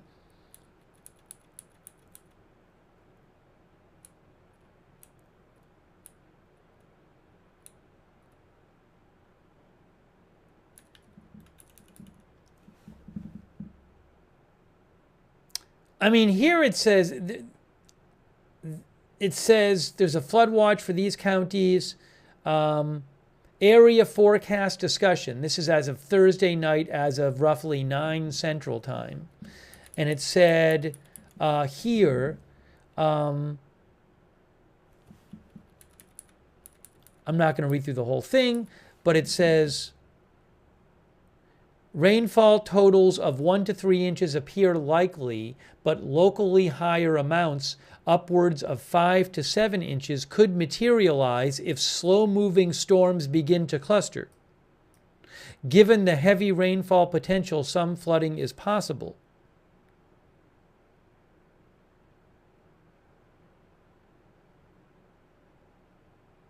The highest rainfall amounts could shift depending on where the storms aggregate. Now, what is it? What was the next one after this? This is about 1 in the morning local time. Around 1 in the morning local time, they said isolated instances of flash flooding is possible tonight. Locally heavy rainfall is possible from scattered to widespread showers through tonight. The greatest potential is along Highway 90 corridor, southern Edwards Plateau and Hill Country. Okay. So this is the forecast from, well, that's 1:38 p.m. July 3rd. This is 12:53 a.m. July 4th. I don't know why that one's 1:38 p.m. July 3rd. Looks like basically the same.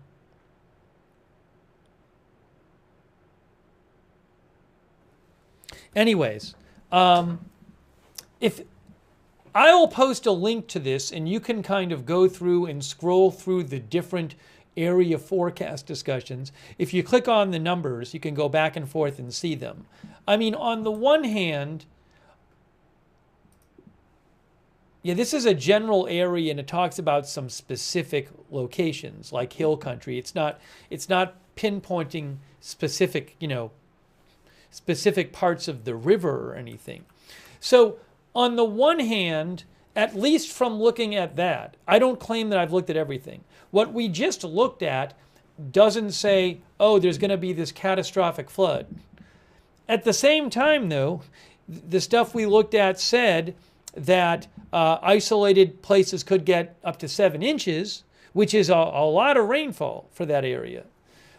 So again, I don't know. I have no idea what is the expectation, what is the best practice, how are cities and towns supposed to react when seeing a certain forecast? Do you plan for the highest forecast number, or do you plan for even a higher amount than the highest forecast number, or do you not? I don't know. So, but at least we got to look at a couple of the forecasts from Thursday night, But again, I'm not going to start laying blame on people because I don't have experience in that field. But at least you can now go and look at it if you want yourself and see what some of the National Weather Service forecasts were around that time.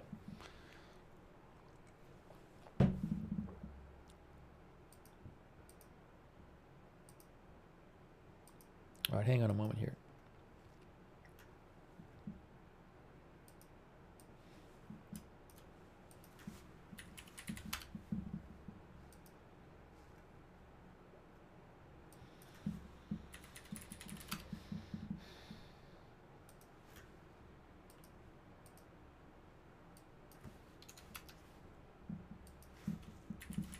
And again, in that press conference, they said they don't know exactly how many people are missing because there might be, for example, visitors who were there.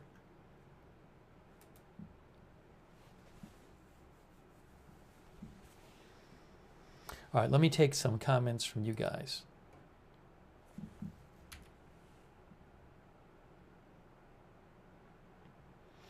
Michaels, our viewer, thinks it's starting to sound like a combined freak weather event. Paul says 7 is a ton, but not uncommon. They are saying some places got 13 to 15. I don't know how many. I've seen talk of places getting 10 or a foot. I don't know the exact numbers.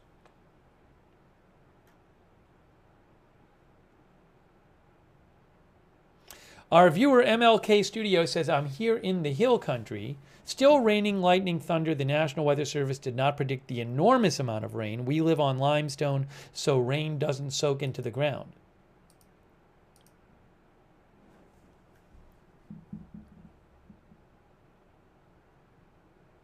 Sally Poular thinks you can't blame someone for everything that happens. Accidents, misfortune is a part of living on this rock. I mean, it's just, you want to, look, again, I'm not going to get into blame and not blame, but you do have a situation where around two dozen little girls were at a camp sleeping, it sounds like around 1:30 in the morning or so, and it sounds like they might have just gotten swept away. And so if there's anything that could have been reasonably done to prevent that, obviously you want that to be the case. I can't speak to it. It's just terrible. And also we have 24 people confirmed dead. Let's not forget about that. 24 people already confirmed dead, and that number could go higher because there's other people missing. Someone asked if President Trump had a comment on this, and I believe he said something on Air Force One.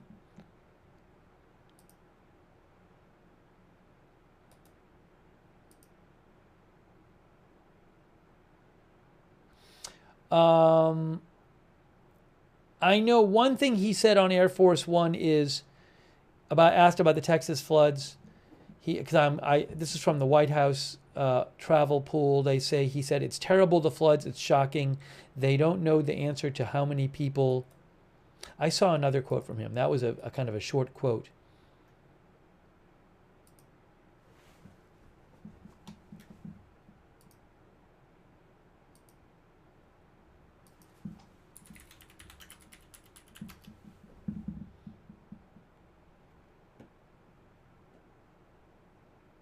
Yeah, according to Lucas Tomlinson of Fox News, President Trump said, I believe this is on Air Force One, terrible, the floods, it's shocking. They don't know the answer yet as to how many people, but it looks like some young people have died.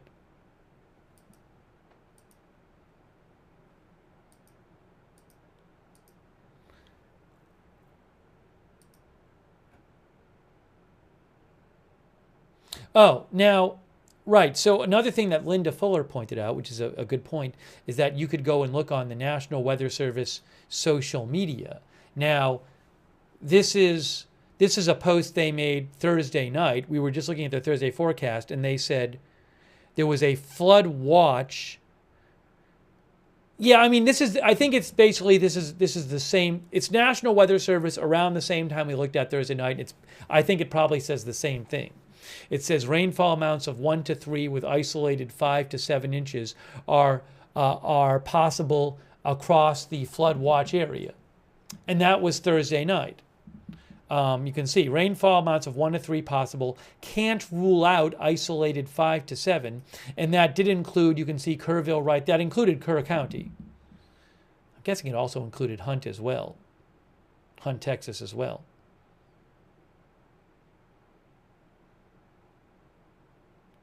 It's the green area here. I assume it's the green. It's the flood watch area here. So hold on, I'll confirm that it included Hunt, Texas. But where is it here?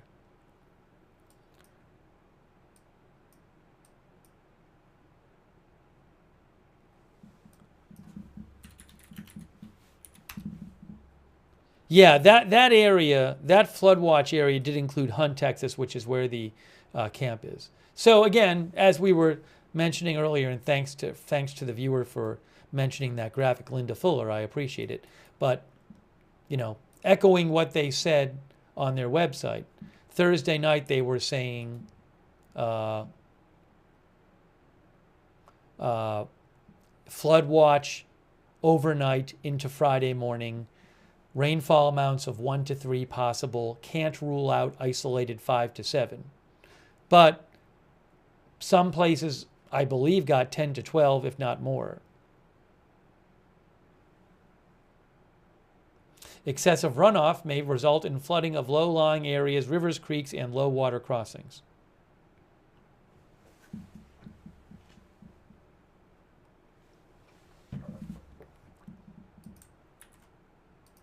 Hang on a moment.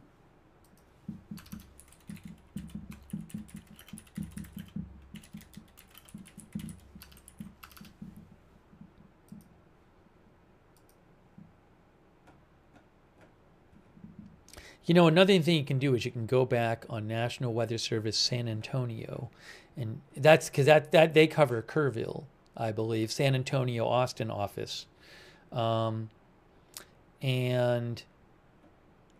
you can look and see. So this was a post at 5:23 a.m. This was 5:23 a.m. Eastern Time. So 4:23 a.m. Central Time. At 4:23 a.m., They said a swath of 5 to 10 inches of rainfall has been estimated the last 3 to 6 hours across south central Kerr County. This is a particularly dangerous situation and a flash flood emergency is in effect. Low water crosses are flooding, and the Guadalupe River at Hunt, which is where the camp is, has reached major flood stage. So, you know, by 4:23 a.m. local time, that's what they were saying, because over a few hours they got 5 to 10 inches of rainfall. And before that, okay, now this is from about 3 a.m. local. About 3 a.m. local time, National Weather Service posted a very dangerous flash flooding event is ongoing across south central Kerr County to northwest Bandera County, where 3 to 7 inches of rainfall has occurred the last 2 to 3 hours. That was it. Heavy rainfall continues in this area and a flash flood warning is in effect. Turn around, don't drown. So starting around midnight or so, and between roughly midnight and 3 a.m., 3 to 7 inches of rainfall, and then more happened after that. There's Kerrville right there. What did they post before that?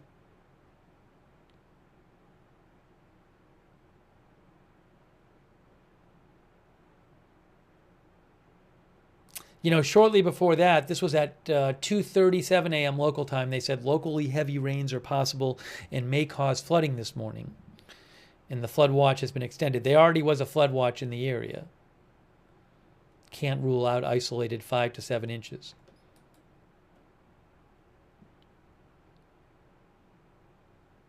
Oh, look at this. So now this was posted at 1 a.m. local time. This is 1 a.m. local time. 1 a.m. local time. National Weather Service. We continue to, this was this morning. We continue to see very heavy rainfall rates over parts of the hill country, especially across Bandera, Kerr, and Gillespie counties, where rainfall rates of 2 to 3 inches per hour are likely to occur as these storms continue to slowly move across the area. So they posted that at 1 a.m. local time.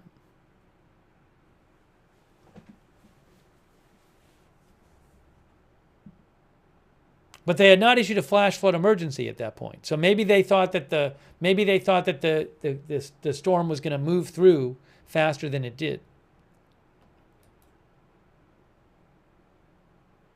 Now, let's go back to this though. There's also this. This was posted at 12:30 a.m. local time.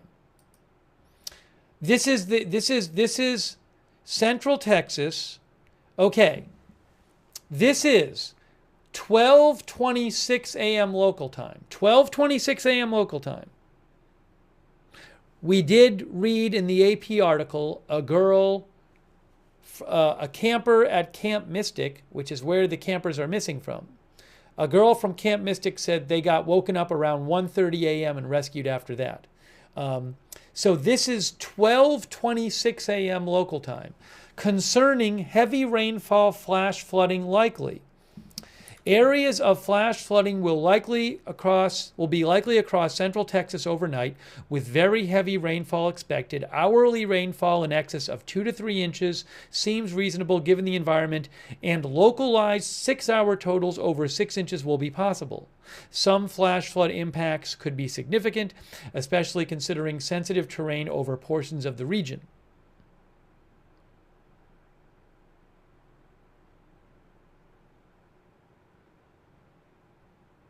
So they said areas of heavy rainfall are expected to result in a few areas of flash flooding through the overnight, some of which may become locally significant. So what can I say? It doesn't say there's going to be a foot of rain. It doesn't say going to be 10 inches of rain. But that's at 12:30 or so local time from early Friday morning.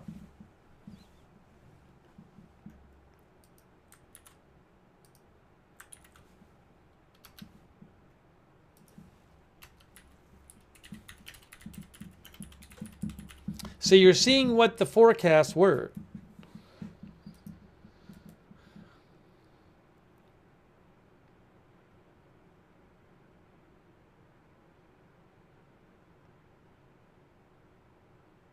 And it's not as alarming sounding if you go back a little earlier, 11:15 p.m. Thursday night, the night before. They said, the flooding really hit between midnight and 4 or 5 a.m. 11:15 p.m. radar update. Pockets of heavy rain continue across the hill country with more development expected as we continue through the evening. A flood watch remains in effect for this area until 7 a.m. Friday. Remember, if you encounter flooded roadways, turn around, don't drown. So certainly, at least from their X feed, the National Weather Service X feed, it got more alarming around midnight, 1 a.m. local time. And then you get to, by 3 a.m. local time, they're talking about a very dangerous flash flooding event ongoing.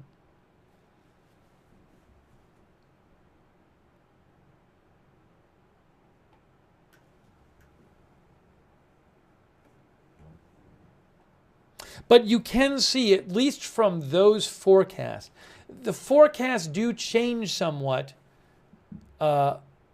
Certainly the attitude of the forecast and the alarmedness in them changes over the course of several hours overnight, from the night before to the early morning hours. David Dead Wilder says, I am here on the Guadalupe. It's crazy. The other thing I will say is, and a good question is, I don't even know with rain how so I know nothing about how possible it is to accurately forecast exact amount of rainfall. Maybe it's just expected that, again, you'd have to know what percentage of the time do rainfall amounts exceed the forecast. Maybe it's, X number of percent. So I don't know how authorities are supposed to take that into account and whether they're supposed to have some sort of plan in place for what if it exceeds it by 3 inches or something. I don't know, So again, this is out of my wheelhouse.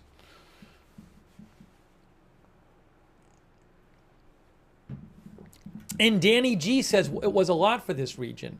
So, they were saying locally 7 inches the night before. How bad would 7 inches have been?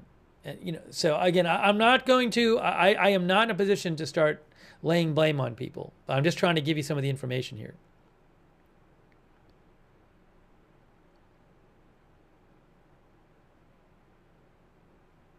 Were there no flash flood warnings? There started to be flash flood warnings during the evening. So for example, there was a flash flood warning issued for Ingram, Texas and Hunt, Texas. Hunt is where the camp was. That was issued, clearly that was issued around 1:15 a.m.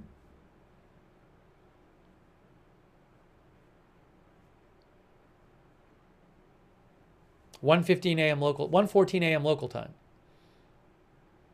As to, I don't know the exact time that the missing girls were impacted by that water. I did read you one girl from Camp Mystic said that they were woken up around 1:30 a.m.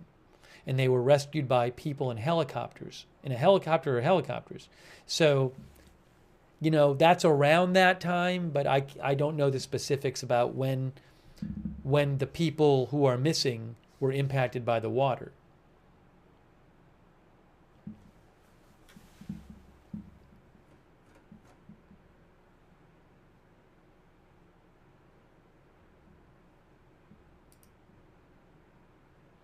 And, there is right now, so there is a flash flood emergency right now for some parts of Texas.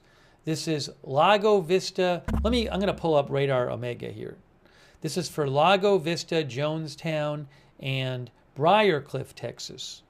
That goes until 5 this morning local time, over 4 hours from now. And maybe my Radar Omega will show it. My Radar Omega seems to be off.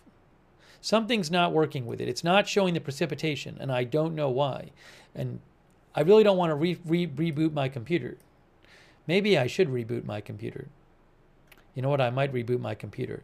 Oh, well, the warning signs are working. That's it right there. That's the flash flood emergency right there. You know what? I'm just going to, give me 2 seconds. It'll take me 1 minute to reboot this computer, and maybe Radar Omega will then work, which would make my life easier. I'm not getting the precipitation on it. I'd like to show you the precipitation. Ooh, hold on. I got to do this. Give me 1 minute. I'll just refresh it.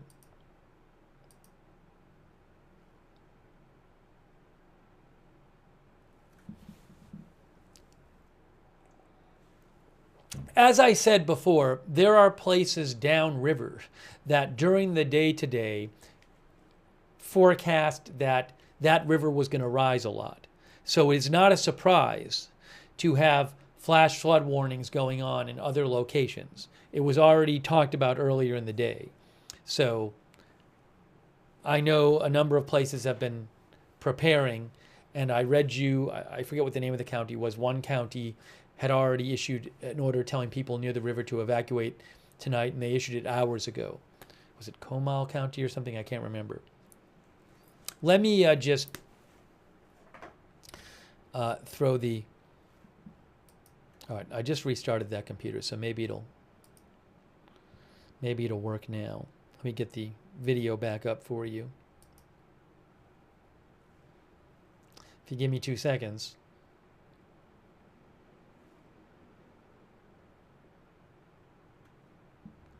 All right. Are we good? Give me a second. Hang on.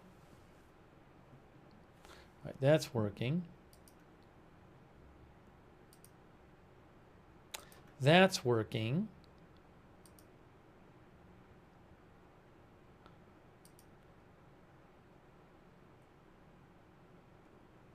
Radar Omega, are you getting rainfall? Radar Omega seems to be not working with rainfall, and I don't know why it is. It's working with the flooding alerts. There's something wrong. There appears to be some kind of issue with their weather radar stuff tonight with the rainfall.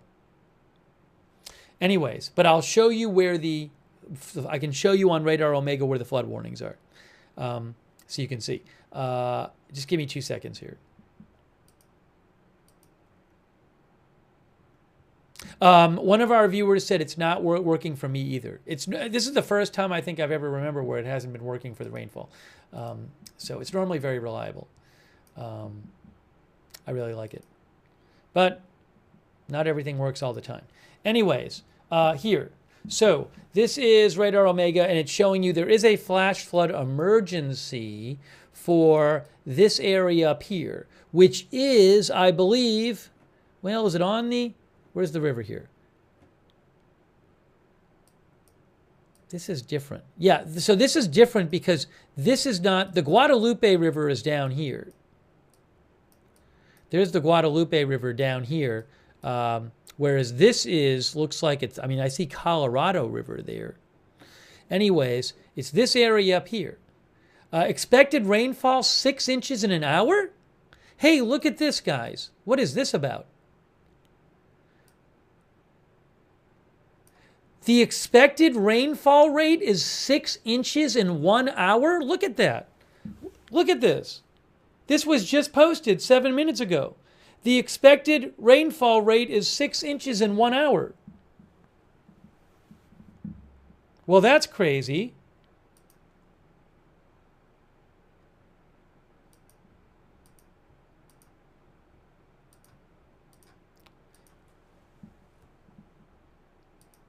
Okay, hang on a moment here.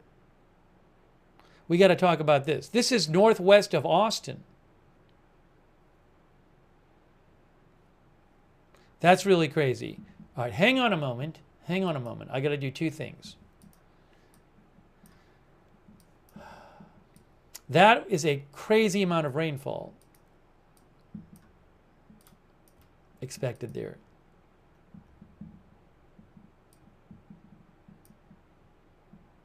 So that is for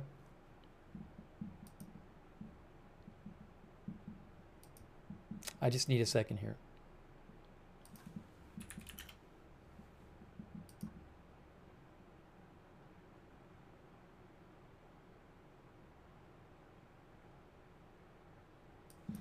They just posted here, look at this. Flash flood emergency for northwest Travis County around Lake Travis. 3 to 6 inches of rain has occurred in the last 1 to 2 hours. Another 2 to 5 inches is possible. Particularly dangerous situation in flash flood event unfolding. Look at this. This is this flash flood emergency, northwest Travis County around Lake Travis. And on Radar Omega it says, is this the same one? I assume it is. Western Travis County and far eastern Burnett County around Lake Travis.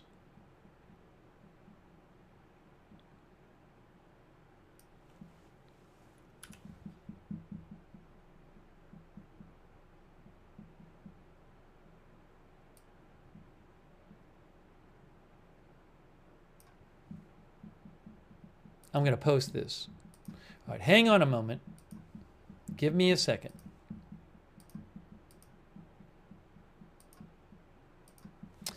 New flash flood emergency in Texas.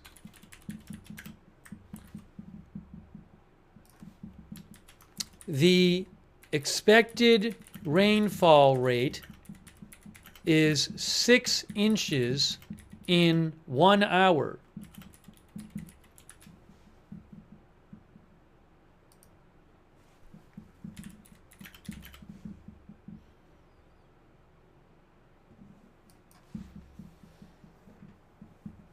All right. Well, that's a lot. Again, and this is, I think it's the same rough area. Again, flash flood emergency issued for northwest Travis County around Lake Travis. 3 to 6 inches of rain has occurred in the last 1 to 2 hours.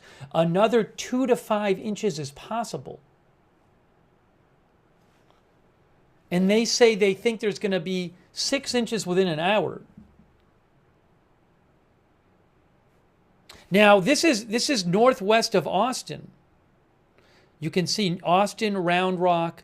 This is northwest Travis County around Lake Travis.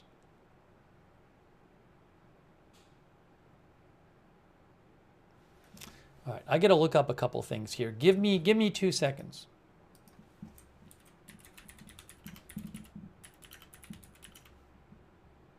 I don't know what they were expecting there. Maybe people in the area all day were expecting a lot of rain, but maybe they weren't. Maybe they weren't expecting this much. I mean, this seems like a lot, obviously. So, you know, I'm sure people there are aware about what happened in not too far away, in another part of Texas, not too far away from them, west of them today, but I don't know if they were expecting this much.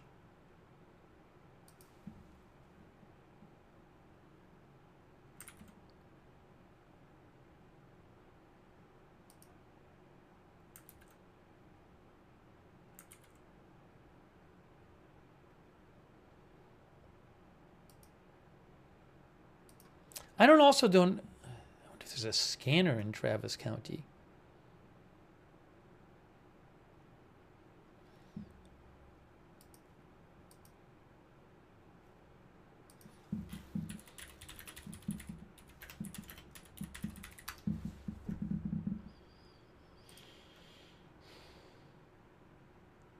There's Travis County law enforcement, Austin, Travis. I don't think we want Austin. Travis County law enforcement scanner? I don't know if that's going to be helpful to us. Can try playing it.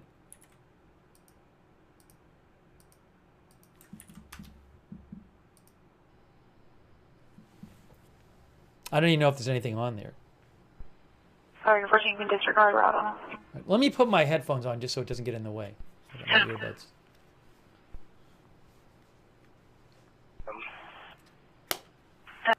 1 second. It's going to pause for a second while I put the scanner on. The scanner's from Broadcastify. Give me a moment here. So what we're talking about right now is this new flash flood emergency, thanks to a viewer for mentioning it, for northwest Travis County around Lake Travis. Austin 4 Adam 305 2-4.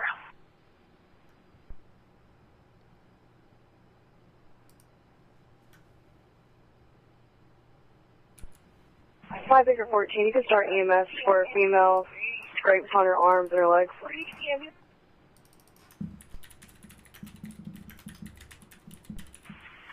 10-4. I wish Radar Omega was working. I'll have to get you another radar from NWS. Hold on a second. Let me do this.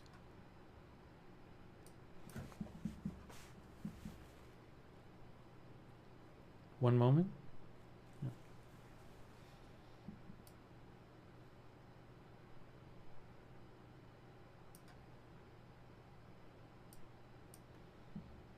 Yeah, this seems pretty bad.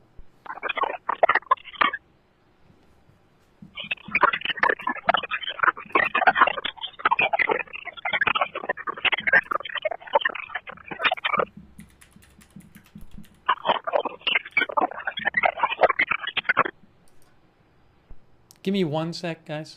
Hang on.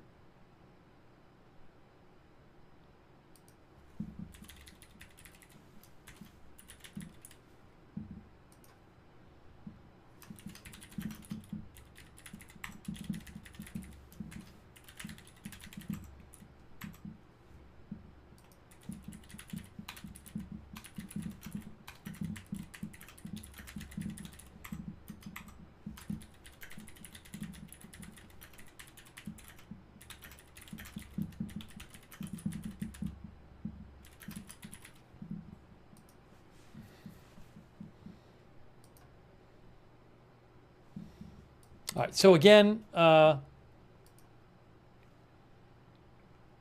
this is Radar Omega where the rain part of the radar is not working. I wonder if it's working on my phone. But you can see this right here, there's Austin, and this is this flash flood emergency area right in here. Now, there's a lot of people who live in this area. Look, the Colorado River. This is a densely settled area. There's Briarcliff in there. There's a lot of people who live in here. Look at all these houses. The river, the Colorado River goes right through there. There's also houses up here. Jonestown, where you definitely have water near there. This is a densely populated area, a bunch of it. And then along the river here, all these houses. So, and that's all in the flash flood emergency area.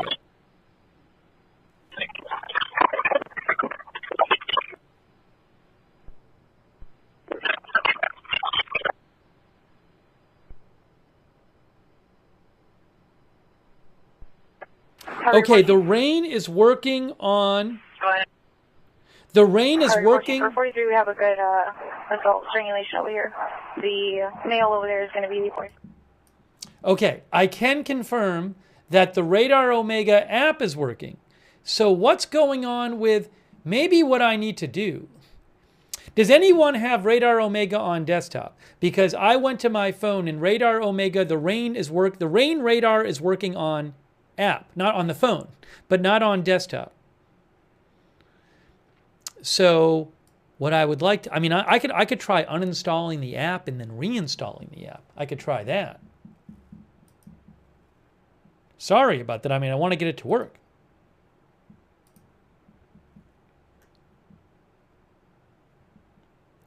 I know what it is. I think I know what it is.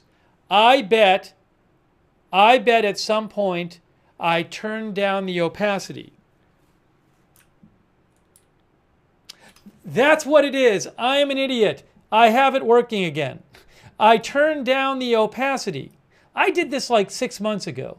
There is your rain radar. That's it. Well, good for me. At least I got it back. There is your, look at this. This is the current rain radar there. And this is going back, this is 90 minutes. 90 minutes of rain. I can go back further, but that's 90 minutes. Let's go back a little further. Let's go back. Hold on. Let's hit play. Okay, look at this. So the rain comes in and it gets there and then it just stalls out.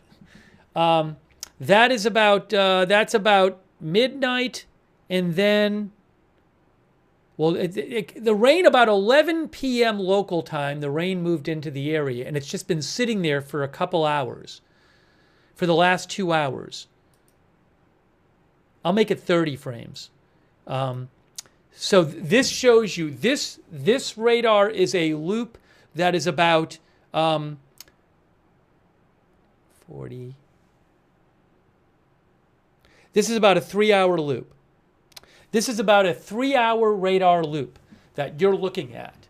And you can see what's happened is that heavy rain has moved into northwest Travis County, northwest of Austin, and it is dumping rain on there.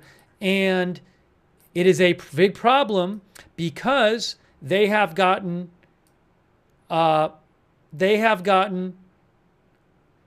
to 7 inches. And they're supposed to get 2 to 5 more, and the expected rate is 6 inches in 1 hour. So basically, it might rain another hour and give them 5 inches, 6 inches, or almost rain another hour, but they've gotten 3 to 7 in just 2 to 3 hours. And I don't really know what's going on there and how long it, there's people who live in the area. Some of this is very densely populated. So I am remembering that I put the opacity on. So now I'm going to take the opacity away. It's really, so Jones, look at Jonestown. Lots of people live there. Here, Lago Vista. Lago Vista, there's a bunch of people who live in Lago Vista. It's right next to the Colorado River. South of Lago Vista, where that bend is. There's people who live, some of it's more densely populated than others. Briar Cliff, there's a lot in Briar Cliff. So if we now turn the opacity back up, and I don't know where this rain is. The rain, also it's not just where the rain falls, but the rain has got to go somewhere. So that water is going to, I assume, go down to the river, a lot of it. And how long does it take for the river? Let me look up the Colorado River in Travis County. Let's see if I can find a river gauge. Let me see, but that's a flash flood emergency there, and that's the last 3 hours, basically. So let me see if some people said Lake Travis. Yes, that's the Lake Travis area. Lake Travis, there it says Lake Travis there. But is Lake Travis just, I'm looking at the river. I'm not seeing a big lake. It sounds like an idiotic question, but what is Lake Travis? So let me just look it up. It's a reservoir. Lake Travis is a reservoir on the Colorado River. Lake Travis is a reservoir on the Colorado River in central Texas. It is a flood control. It serves as a flood control reservoir. Its historical minimum to maximum water height change is nearly 100 feet.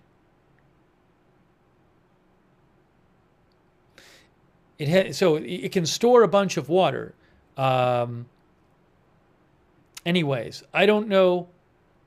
One of our viewers, Austin, says Lake Travis needs the water. So let me try to check and get you some updates on, for a second, on what is going on. Again, clearly this is a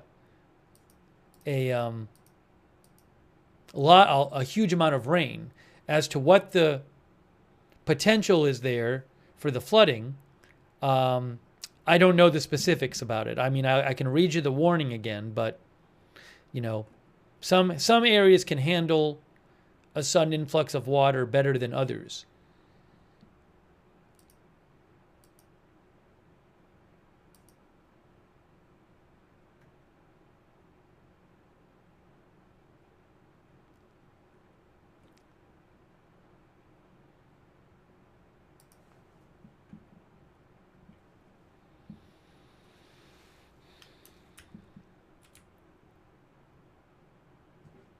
Austin is not in a flash flood area right now, flash flood warning. There are flash flood warnings here and here, but this is the flash flood emergency area. And what I'm showing you is about a 3 hour and 15 minute radar loop.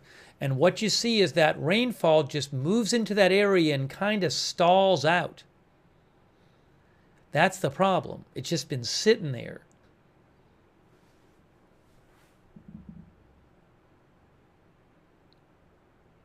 Oh, I was going to look up a river gauge. That's what I should do. Colorado River gauge in Travis County. Give me a second.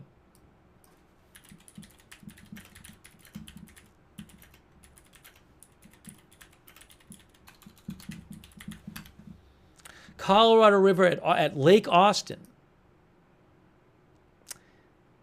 Well, that's not really showing anything at the moment. Colorado River at Lake Austin. That seems pretty current, and I don't see anything really different there. We'll keep an eye on that. I would think that's the closest one. How about there's Colorado River at Austin? That's not really doing anything different. Anyways. Lord Cog thinks the water has not hit it yet. Yeah, so maybe the water hasn't flowed into it yet the way it's going to. Is this something that could make a huge impact several hours later? Further downstream, I don't know. Let me read you again this flash flood emergency warning. Expected rainfall 6 inches in 1 hour. Damage threat catastrophic.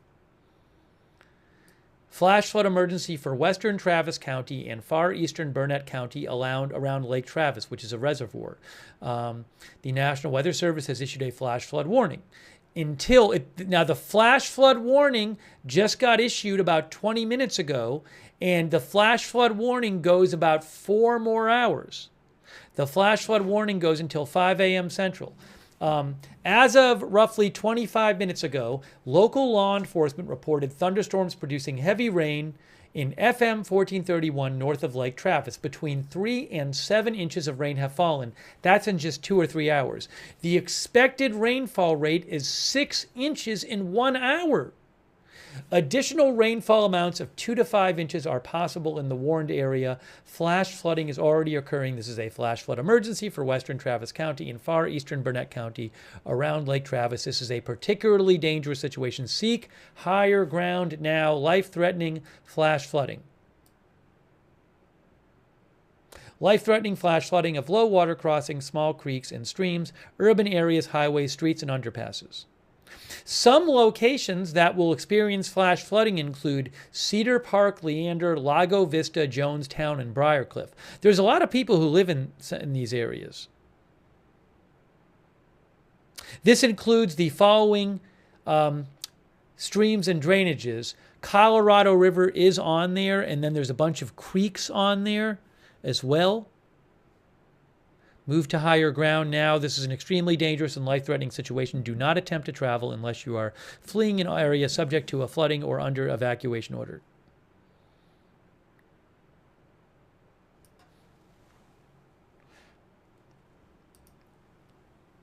All right, so let me check some reports here. But that is a live radar. And it's just, now, I'm hoping if you look at right at the end of that radar loop, maybe the last 20 minutes or so, it does seem to be kind of moving north a bit. I mean, it's supposed to eventually clear out of there. Lake Travis right there. But where is all this water going to? Anyways.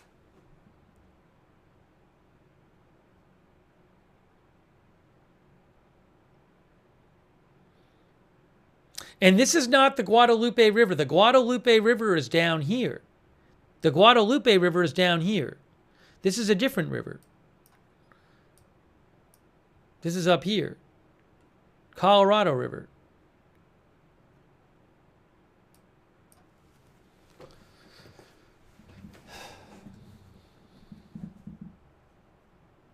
By the way, a quick thank you to some folks.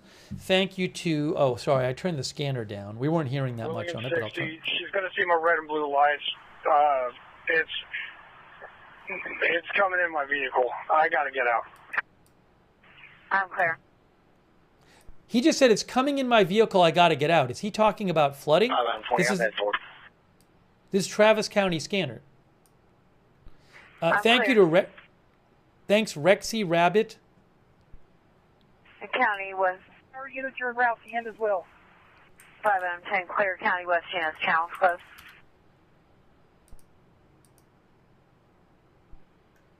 More.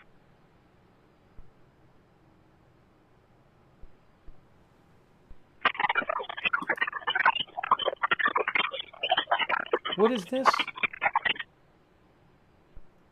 What am I looking up here?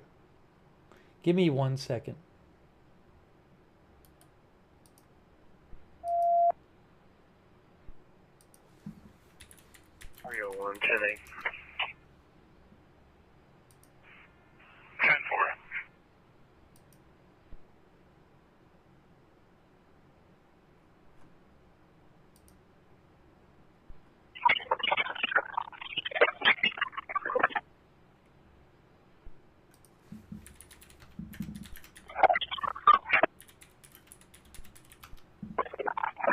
Oh, Lower Colorado River Authority.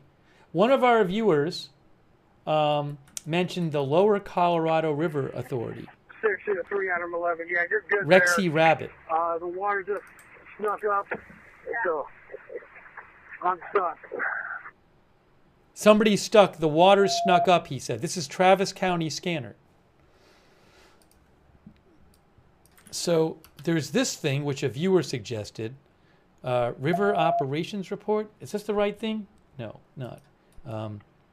This is Rexy Rabbit suggested this. 60, I was able to get my way out of the water, so I'm on stable ground for now. Lake Travis? I don't even know what I'm looking at here. 600, William 60, are your car stalled out? Are you on foot or are you in your car? Current I had lake to bail out of levels? my car. It's taking on too much water, so I'm on foot. A guy bailed out of his car because it was taking on too much water. You can go. Hear this on the scanner right now in Travis County? Maybe we'll come back to that. Paul William Boy, 6144, real white suburban. By the way, thanks to Allison Hargroves, Brady Tome, who's in Round Rock, of a higher class, who says, I'm on the Guadalupe Spring Branch. I'm out with William Bigwood's vehicle. I'm on high ground of the road. 10-4. Our viewer of a higher class says they're on Guadalupe in Spring Branch, Texas, and water is still rising. Come out with William 60 or go for it. Be safe of a higher class. Thank you, Michael McIsaac. Thank you, 12 Anners SK Can. I cannot show videos I don't have the rights to, but I appreciate you sending it. I'll take a look at it. 12 Anners. 7-7, Sorry. go ahead. Tanner SK Scan, thank you. CJ Breaks Things. 10-4. Let me just, I owe a couple of people thank yous. CJ Breaks Things, Ashley Alley. 3 Adam 11. Beth Nageli, Evan Price, Jean Ann, Hey, I just want to D. check. Do you need my fire units over there to you? They're trying to scramble to get turned around to get to you. Are y'all good in code 4? Yeah, we're code 4. Don't risk sending anybody else down here. The roads are rising pretty quickly. Wow. Okay, 10-4. There's a flash flood emergency in 600 to 3 Adam 11. Have you got one Northwest like Travis the road? County. Is that what's going on? 10-4.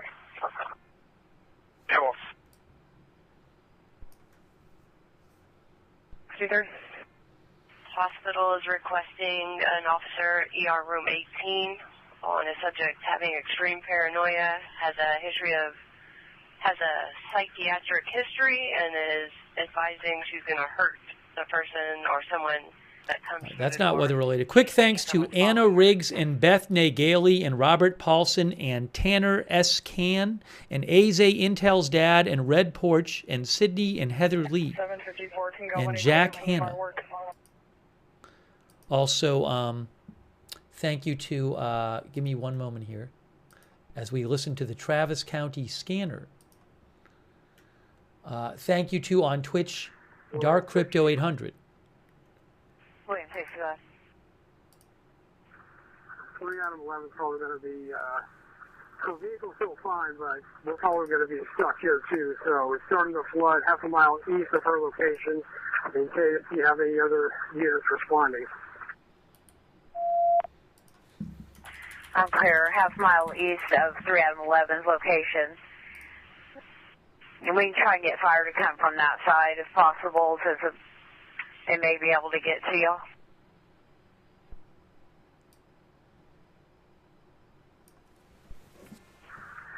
Negative, not just at this moment. Clear. Again, we're talking at the scanner on from Northwest Travis County. Go ahead. They have gotten 3 to 7 Fire inches. is advising me that we are stuck at this location. We are technically stuck between 2 low water spots, so we won't be moving. I'm clear. They said they got 3 to 7 inches in this area in just a couple, maybe 2 to 3 hours, and they're expecting 2 to 5 inches more within an hour. Shut it down from where I'm at.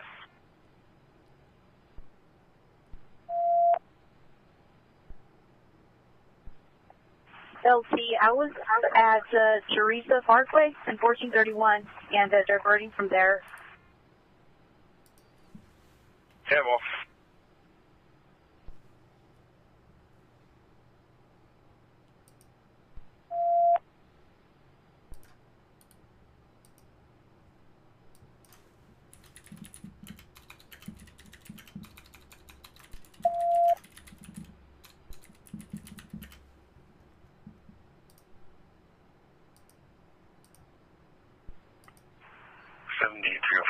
I'm clear on that alert for Sanchez. For western Travis County and far eastern Burnett County, around Blaze Travis.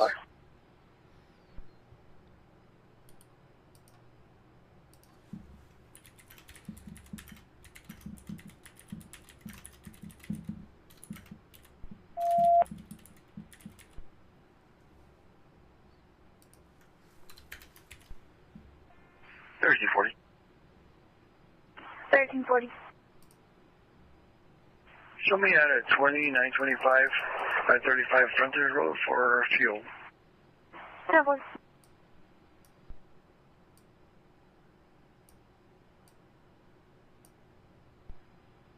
I'll be Tango.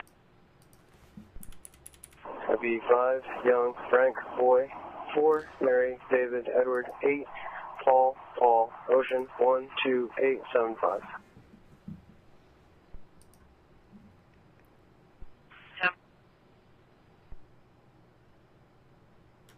Foot of water in the 21,000 block of Dawn.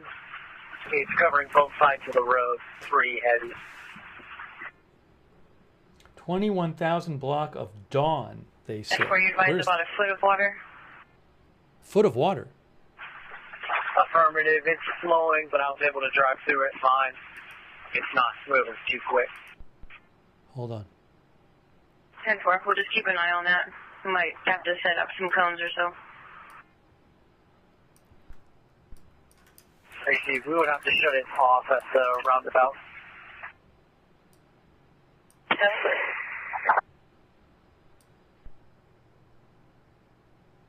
Both ends, and it's we're going to be stuck. Going to be stuck. That would be 21,000 Dawn Drive. I think they're talking about Lago Vista, which is around here. And they said that they had about a foot of water there. 21,000 block, they said. My guess is that that's where it is, near the Colorado Hey, you're River. with the suspect, correct? Did he have a cell phone that he left in the vehicle?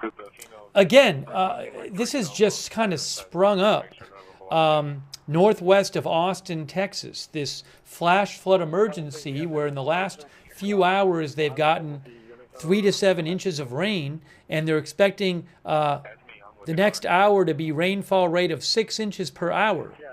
They're expecting 2 to 5 more inches. and that's why there's a flash flood emergency in this area. That a lot of people live in this area. So we're trying to figure out what's going on there, but this rain has kind of been stalling out for several hours over there. Hey, Sean, it's going to be an iPhone and a arrest case that belongs to him, allegedly. Okay, I have it. I'll bring it to you before y'all take off, whoever has them. All right, simple.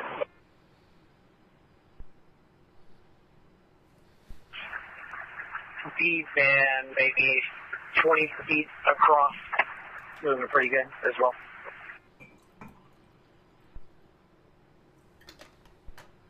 LT-600, y'all get a hold, Lago. I have him on the phone right now. Do you have an update? Yeah, right here at Cactus Bend, it's flowing real hard across the road. I barely got through it, so if they could stop people before they get to Cactus Bend, that's where we need it done. Cactus Bend. They want to stop people before they reach Cactus Bend. Cactus Bend Cove in Lago Vista, maybe? There's Cactus Bend right there. So Lago Vista is in the flood. LT, would Barkay be the best spot for them to stop the traffic at 1431? So there's Yes, Cactus ma'am, Bend work. Cove. They said there's a lot of water there. I don't know why there in particular, but they said there's a lot of water. They want to stop people there before they get there, I think.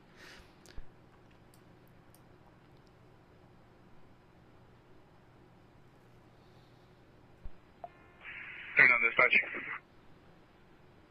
39, standby 1. Give me one moment. 36 dispatch. I'm clear on the assist for Travis County. I'll start facing my way over there. I don't think I'm going to be able to make it down to the Coyote low water crossing with how it is on Lakeshore.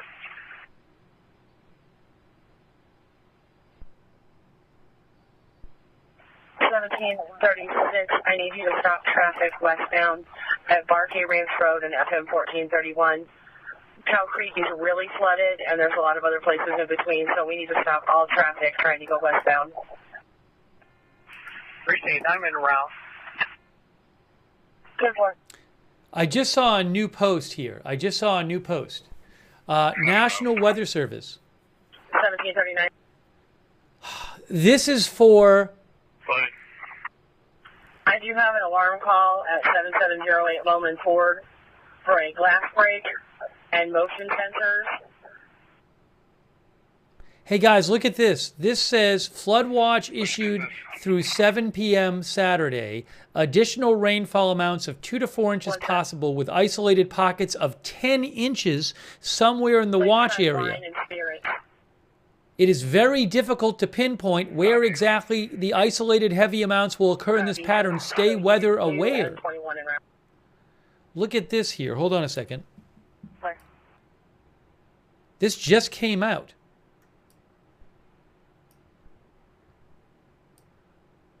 Can you guys see this?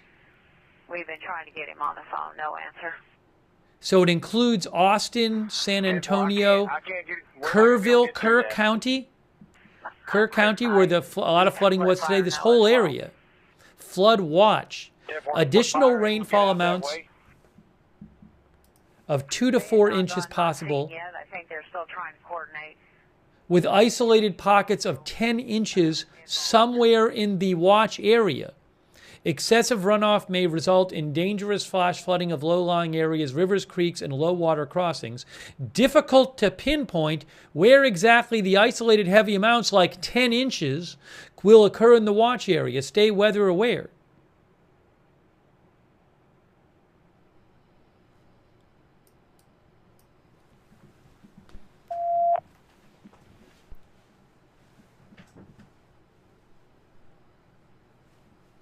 Thomas Darwin says bad Friday, then bad Saturday. Let's hope somewhere doesn't get 10 inches. 320. LT, you want a Barkay Ranch Road blocked off, correct? 10-4 Lago is going to block Barkay at Barkay Ranch, all the westbound on 1431. Roger, I'll hold the intersection until they get here.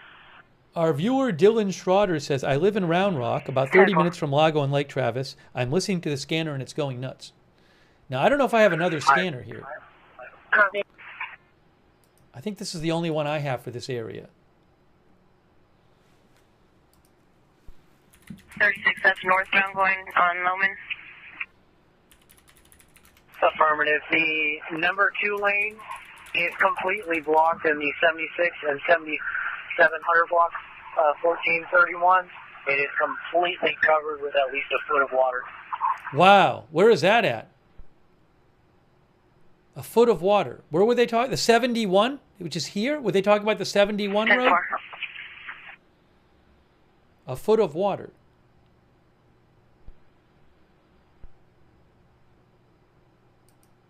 Block of 1431 going westbound. There's going to be running water across 1431? Oh, 1431. The number 2 lane is going to be completely People shut said it off was for about people said it was 1431. section. There is a 1431 as well, as you can see, 1431. Sorry. Everybody said it was 1431. I didn't hear where it was. Get a cone, at least on that one lane. One of the lanes of 1431 somewhere? Building check, fine arts. 10-4.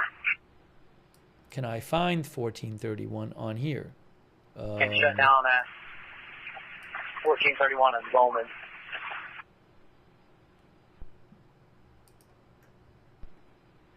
As soon as I clear this alarm, we'll set up some cones here.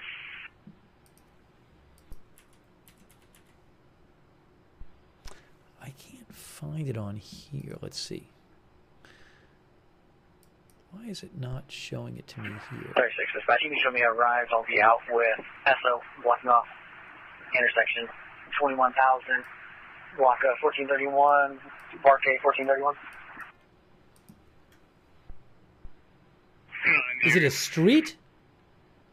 Is it a 1431 is Whitestone Boulevard? It's North Austin? FM 1431? I'm trying to find it on the map here. It's weird. I see it on the radar. It says 1431. RM 1431? LT 600. I can see it. L 600. Okay, I'm reading the comments on the assist fire. So it looks like they got him. Do we have anybody else that's in That's danger that we know of? 1431 right here. 1431 is here. 1431. Negative on this call. The one on... It's like a major road. But I'm going to get the water back on. People are saying it's FM 1431. Anyways. 1739, a door glass sensor caused the alarm, and then there were motion sensors inside the building. Now, it kind of looks like that rain is maybe moving north a bit, right? We want it to get out of that area. Negative. Door glass broke in the front. That's all I know. This is about a 3-hour radar loop. It's about a 3-hour loop on the radar.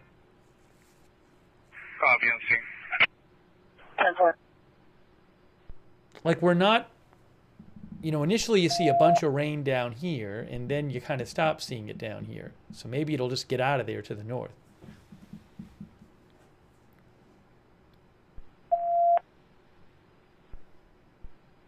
LT 600. Something's going on with my radio now. I'm not clear. I didn't hear anything.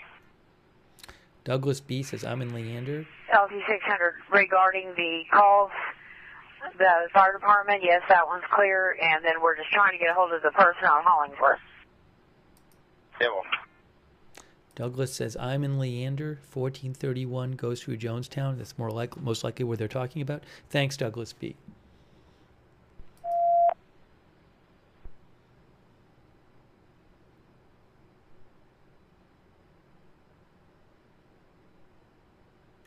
Did they update their this post here about the flash flood emergency? Now it still says between 3 to 7 inches of rain have fallen in FM 1431 north of Lake Travis. Between 3 to 7 have fallen. The expected rainfall rate is 6 inches in 1 hour. Additional rainfall amounts of 2 to 5 inches are possible in the warned area. Flash flood emergency. 39, go ahead. Front doors are locked. Glass are not broken. I'm going to be going to the rear of the business to check it out. 10-4.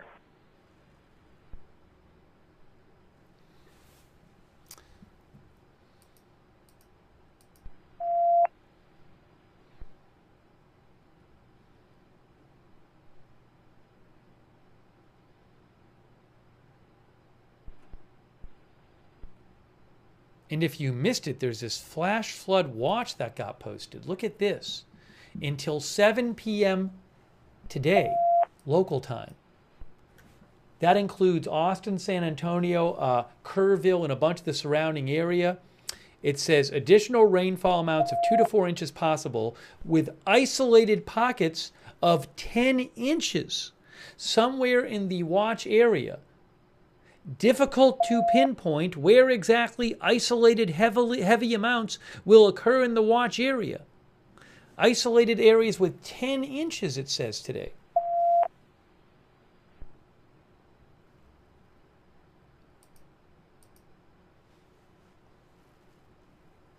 Marky BS says that's hurricane-type rain.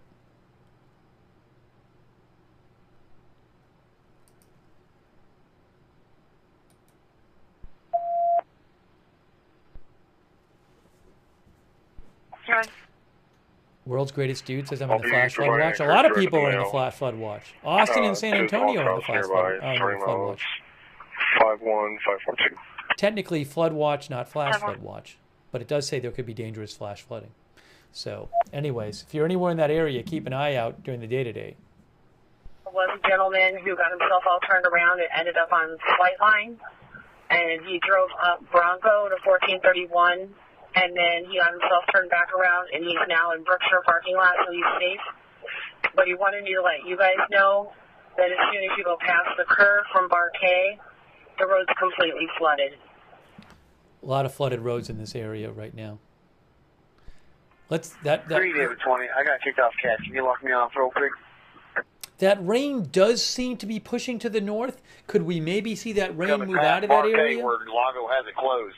As long as we're all on high ground, the water's flowing across the road, we should be fine until it starts letting up. It's going to be a little bit longer. LC 600, I'm clear. No units go west of Barquet Ranch. We have Burnett getting as far as they can east to block off traffic that way. 5 Adam 10, again, checking your status. 5 Adam 10 on code 4. 3 Adam 11, checking status. 3 Adam 11, code 4, I'm on high ground. William 60 still with you, correct? Yeah, 10-4. 5 Adam 20, checking status. And 20, I'm closer.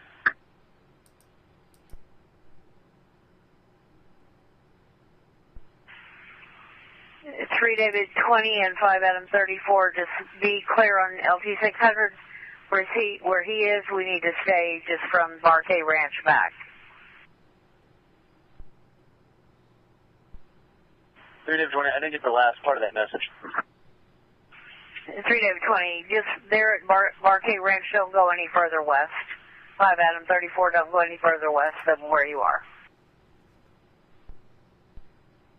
Sound 34 clear. County, West units, channels reopened. Oh, I found something. People were telling me to look at this. County, Give me a second. West units, Home Baker, your channels reopened. Give me 1 second. People were telling me to look at something, some of our viewers. Right here. This thing here. What is this? From LCRA. What does this tell us? Alcohol. What am I looking at here? San Antonio. Yelling and disturbing all the time.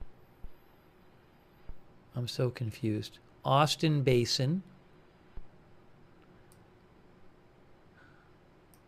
Lake Austin. Lake Austin. This is the area where the rain, a lot of this rain is right now. I don't even know what I'm looking for on this map. Go ahead. This is from Yeah, you can LCR. close This up that fire if they're good on their end. stream flow Ever. shows how fast the water is flowing. Is that what it is? Oh, Cow Creek near Lago Vista. River stage 9.58 feet. Rainfall past hour. It says past 3 hours, 9.68 inches. Is that right? Look at that right there. Near Lago Vista, which is in the area we're discussing now, it says past 3 hours, 9.68 inches of rainfall. Lower Colorado River Authority, yes, Take the Ride says, yes. So if I'm reading that right, it says past 3 hours, 9.68 inches of rainfall.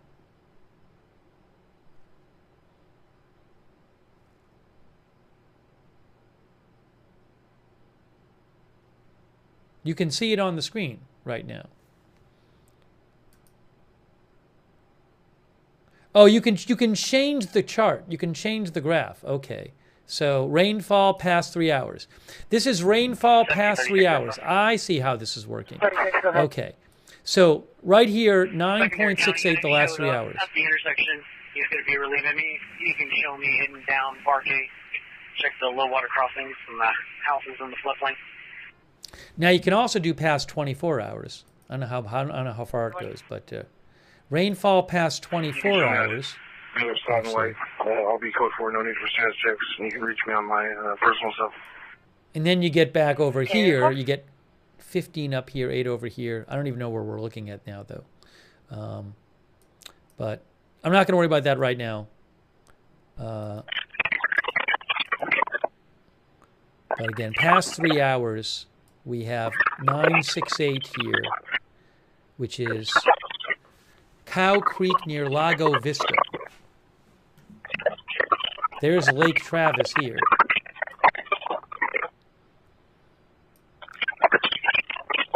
How about River Stage? River Stage? This tells you how high the rivers are? Is that what it is? Okay, so at least in this area that we've been talking about, we're not seeing huge river stage numbers at the moment. Maybe the water hasn't all gone down to the river. I don't know. Anyways, this is the LCRA hydro. 320, can you try and raise LT600 on the back channel, make sure he's okay? LCRA Hydromet site. Thank you for the viewers who told me about that site, LCRA Hydromet.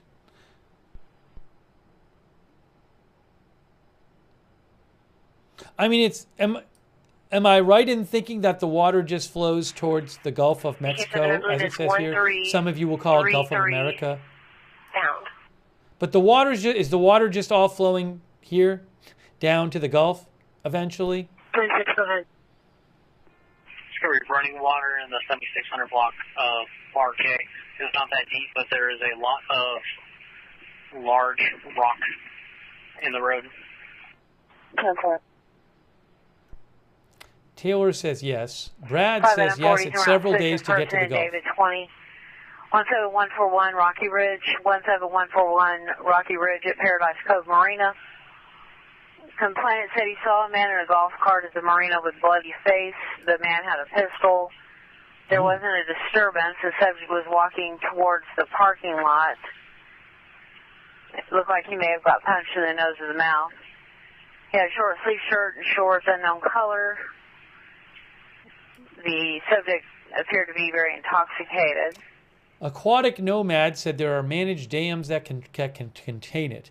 We were reading an article about Lake Travis, which is a reservoir, which says it is built to be able to help control flooding because it can hold a bunch of water. Anyways, we have been covering this because there's a flash flood emergency northwest of Austin, Texas, in parts of Travis and Burnett counties.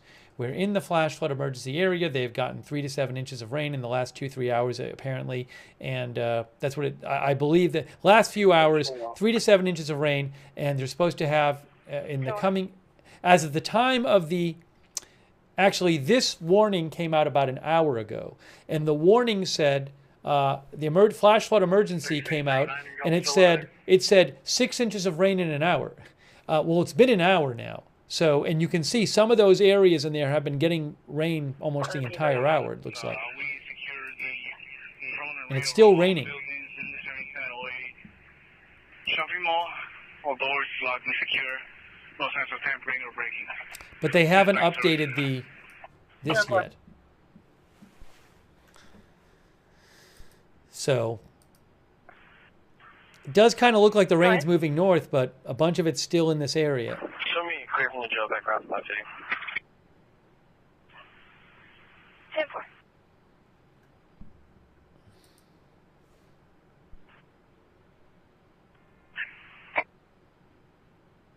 $36.39. What?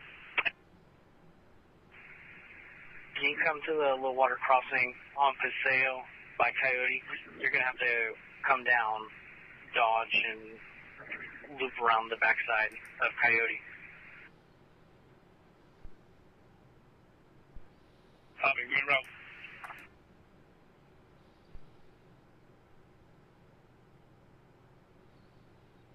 Hang on, I'm checking. Some people have been sending me some things. I'm just trying to check some of the messages.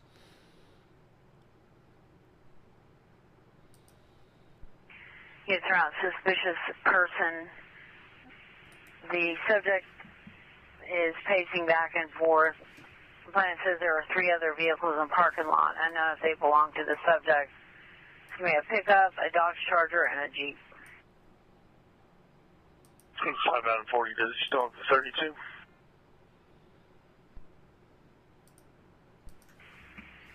Yeah.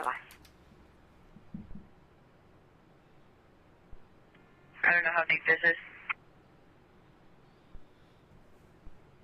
Our viewer Bella says Lake Travis is the area around it is very hilly terrain. Adam, Robert, Ida, Edward. First name Mary, Ida, Charles, Henry, Edward, Lincoln, Edward. 12571.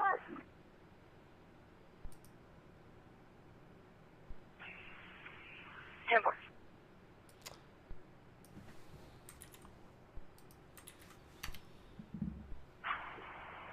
Temple. 39, what was that block range? It's going to be Dodge Trail right at Diamond. It needs to be blocked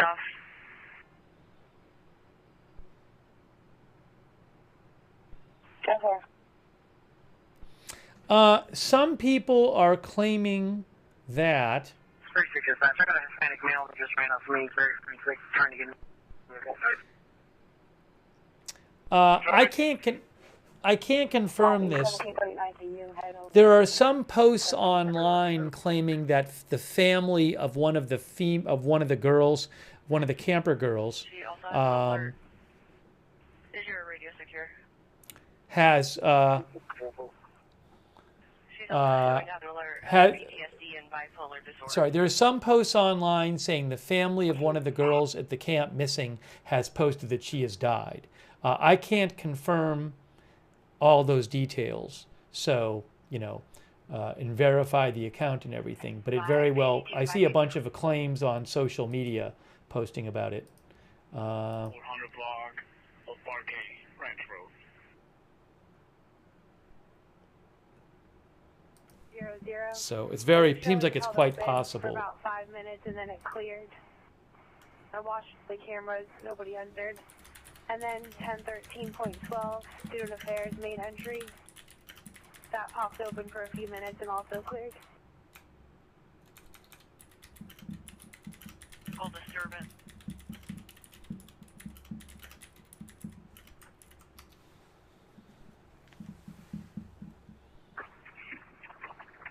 That 39 just pulled up. I will look into it.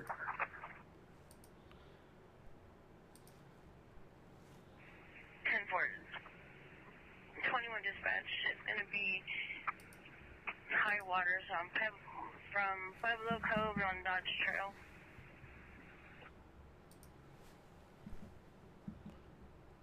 Pueblo Cove, and what was across street?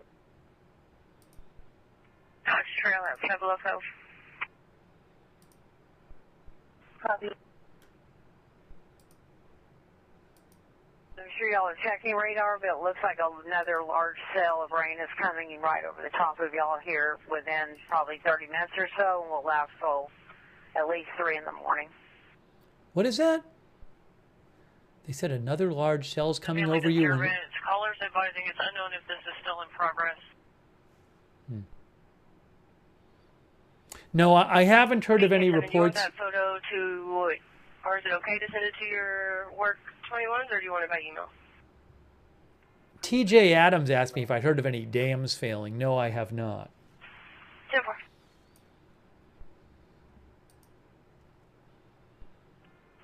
I'll be 23 in the intersection.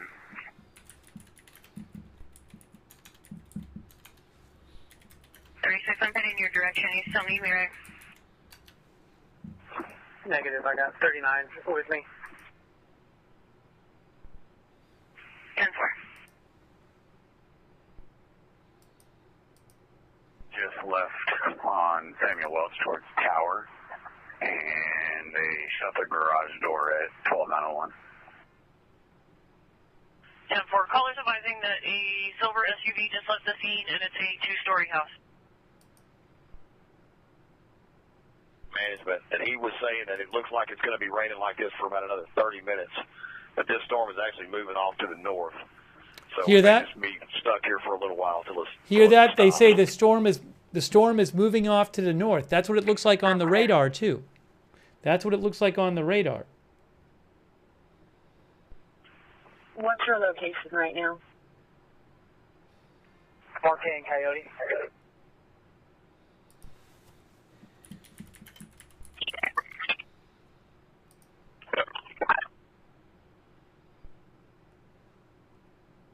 The badge reader was flickering between red and green, but it was secure.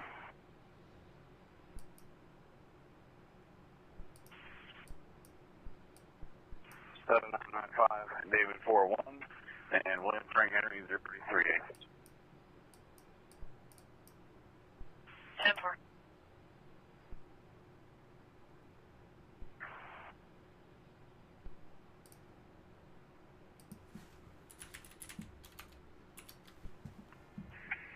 Received. I'll stay down here with the road. He's going to be in the back of 39 Janet. Our viewer Carter Davis says, I'm in West Austin. It's raining really hard. We haven't seen rain like this in at least 5 years.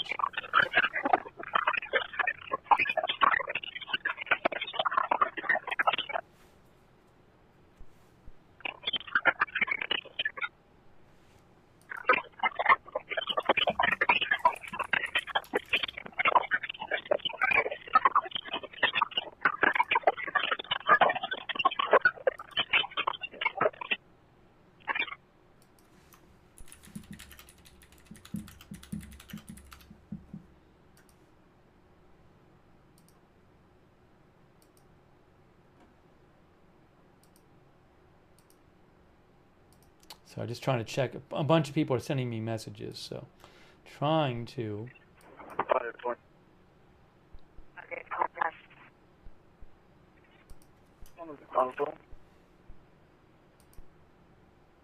One of our viewers, Matthew Corpas, says, I'm from the hill country. 1013.12. What was the label for that? Student Affairs main entry. He says, Hunt is a mess. I felt like I was in a war zone.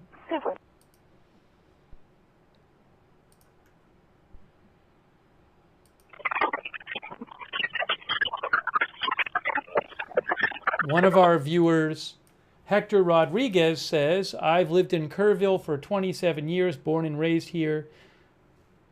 One of the biggest reasons they were hit so, Hunt, Ingram, and Kerrville were hit so hard is because I think, he said, while we get flash flood warnings all the time, they've never been this severe. Usually flooding is more limited, he says. But this storm, he says, caught everyone off guard, especially with it hitting early in the morning.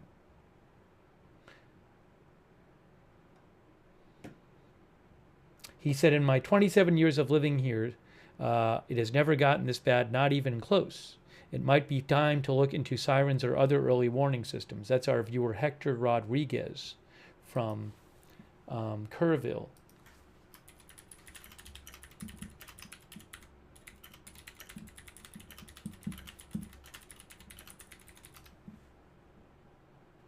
Sorry, I'm trying to get to some of more. I get a lot of messages, so I'm trying to just get to some of them. We have been looking at this flash flood emergency in Travis County and part of Travis and Burnett County, and that's like a 3-hour radar loop. And fortunately, it does look like that water, that heavy rain area is starting to move up to the north. We've heard them say that on the scanner as well. The emergency said that it could be 6 inches in 1 hour of rainfall. 6 inches of rainfall in 1 hour, the way this rain has been going there. So the sooner it gets out of that area, the better.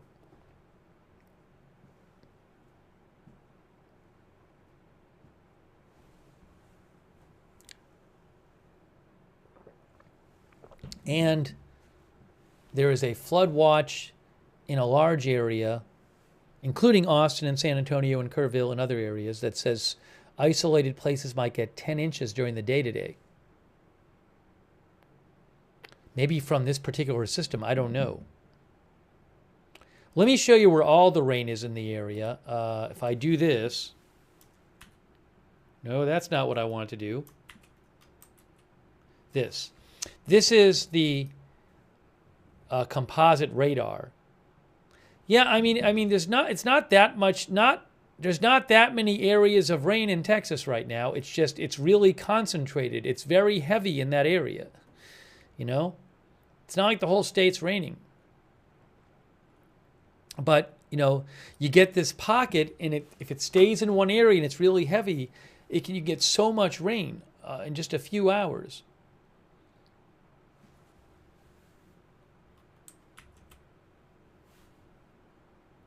Where is I gotta pull the radar back up, the correct radar.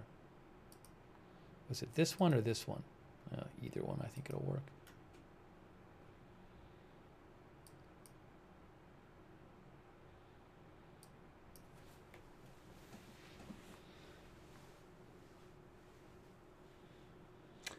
Day Walker says, I'm camping at Guadalupe River State Park. It's not raining at the moment.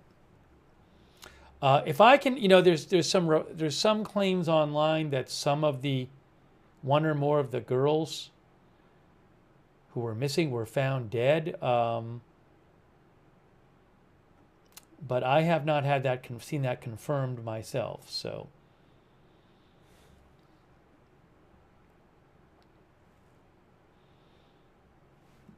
oh, hold on, hang on a moment here.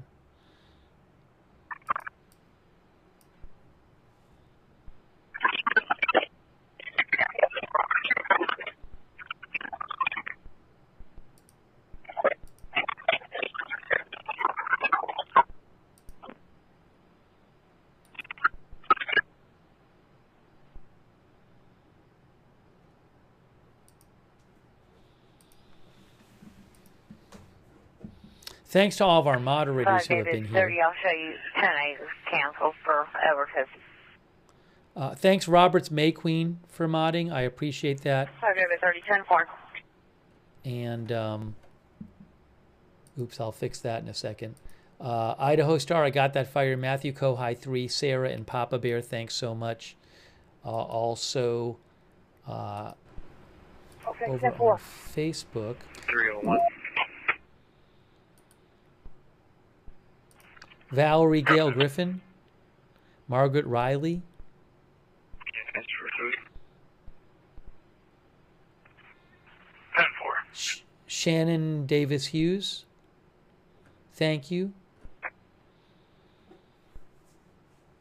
Thanks, Michael Clayton, for subscribing. 139. Michael Clayton and Sharon Klaas and Gosselin for subscribing over there on Facebook. Linda Bell, Larry, Misha, who moderate for us on X.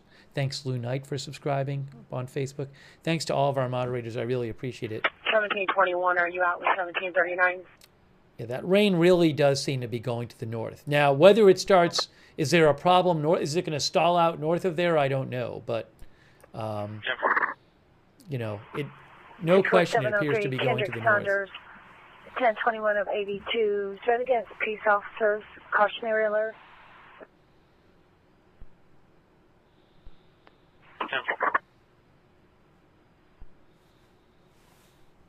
5 out of 40. 5 out of 40, go. Our viewer Carter Davis says a lot of. About a quarter of a mile down. He's still in the golf cart, kind of S232 with him. Our viewer Carter Davis, who's in Lago Vista. He's on the golf cart, and you said he is 32? Hold on. According to the complaint, yes, he is still 32. Our viewer Lago Vista, or Carter Davis, who says he's in Lago Vista area, says he was driving home tonight near there, You want me to go ahead and close? Right now. and you could pretty much only drive on the highways, he said. All other roads would potentially dip down hills and be flooded. Many people at my work are unable to go home.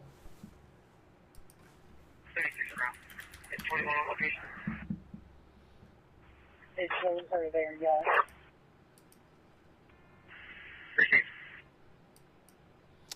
Thank you, by the way, to turned off. Thank you. Criminal trespass holding 10326 West Darlene. Oh, and Ava higher classes in Spring Branch. 10-4. Spring Branch was forecast tonight. The water was forecast to go up in Spring Branch. Spring Branch is in, what county is Spring Branch in? That's in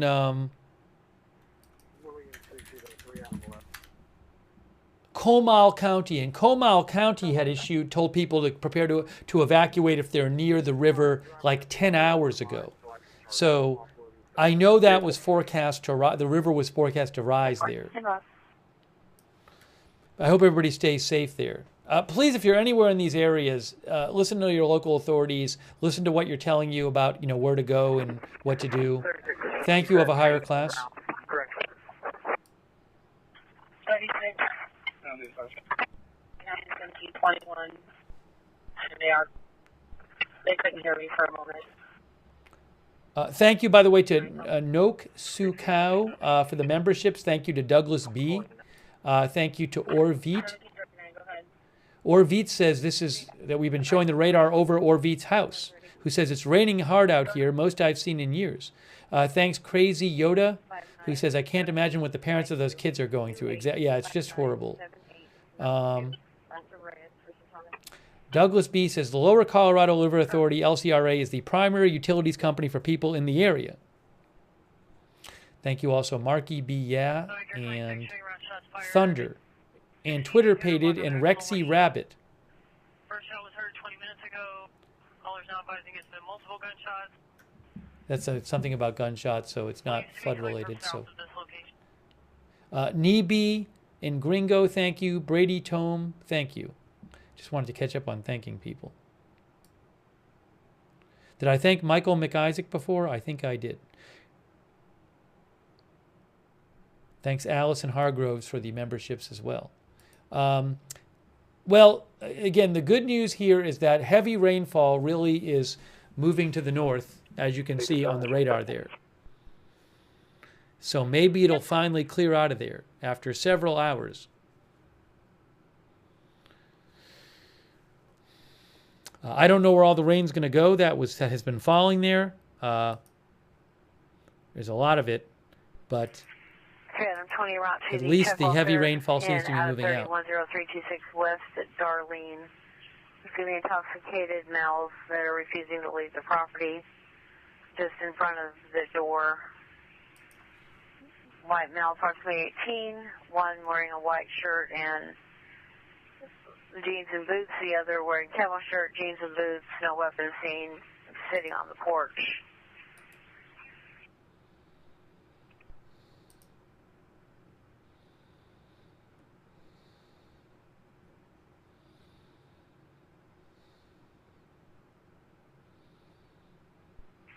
It's 5 out of 40, any updates? Turned off says, I am in Round Rock, which is right here.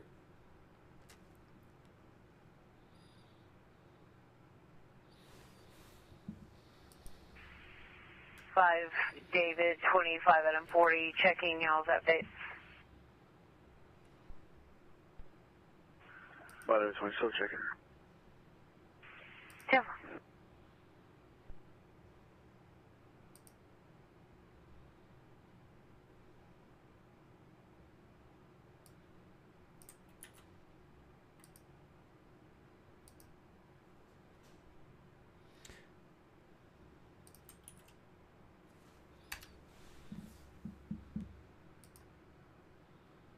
Yeah, I'm looking at this post right now on Facebook that some other people have posted about, claiming to be about one of the little girls who was missing and claiming that she was found dead. I can't confirm it though, so I just don't know, so Unclear. County West Units, channels closed 5 out of 40. it's supposedly a family member, but I just don't know. So, we'll wait for to get more. I'll wait to get more clarity on that. But it's obviously very concerning that you have 23 to 25 girls missing and they haven't been found yet. After what, a day? After a day, I found a driver's license for this male as well. It's not eligible. It shows you live code. I'm going to run it one more to see if he's 99.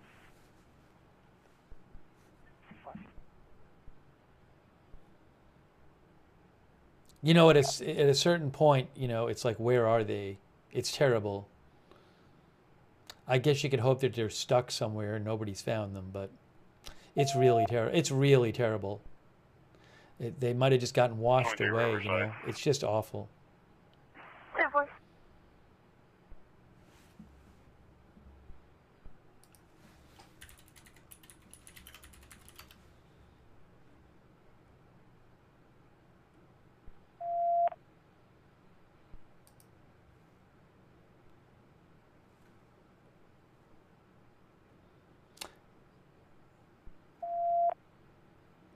And I'm going to actually post a link.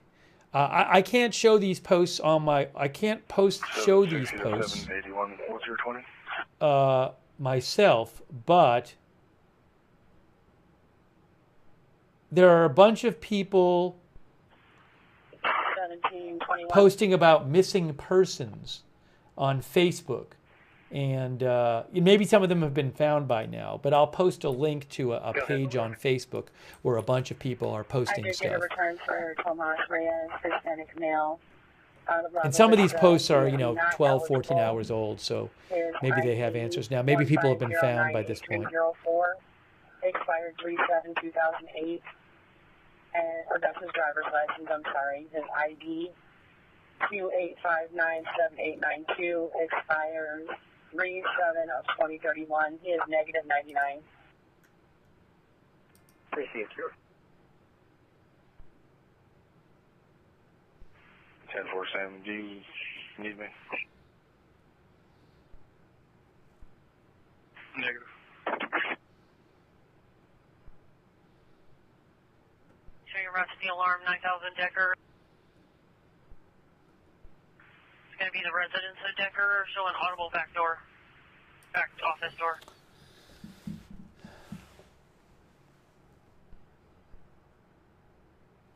And I don't know when we'll get the. I mean, right now it's Clear. 2 in the morning, I'm going to local give me a time. case So number and we're going to do a report with a negative POED. all right. Well, look. So the current status of things. I turned down the scanner for a second. The current status of things is that clearly, I'm no weather person. I'm no meteorologist. But clearly, you can see the heaviest rain area moving out of that flash flood emergency area, which is certainly good news. And I don't think they ever updated that post of how much they got there, but we saw before there was an area, if I press refresh on this, from the LCRA map. Where is it here? I was looking at rainfall past 6 hours. About 10 inches right here. This is Cow Creek near Lago Vista. Lago Vista is in the area we were looking at. Oh, and then 6 inches up here. Where's this? Marble Falls, 6 inches in the last 6 hours. But this area, Cow Creek near Lago Vista, has gotten 10 inches in the last 6 hours. I think it's more like the last 4 hours or so. So,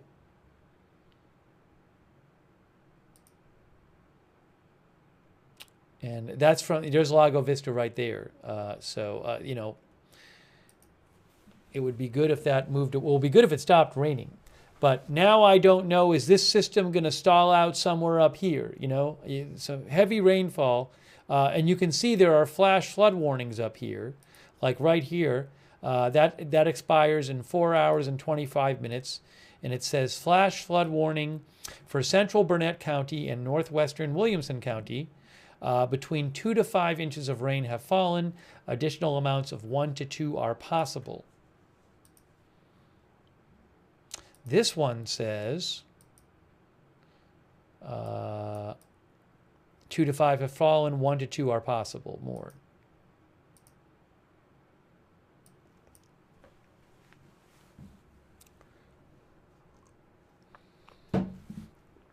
All right. Let's see here.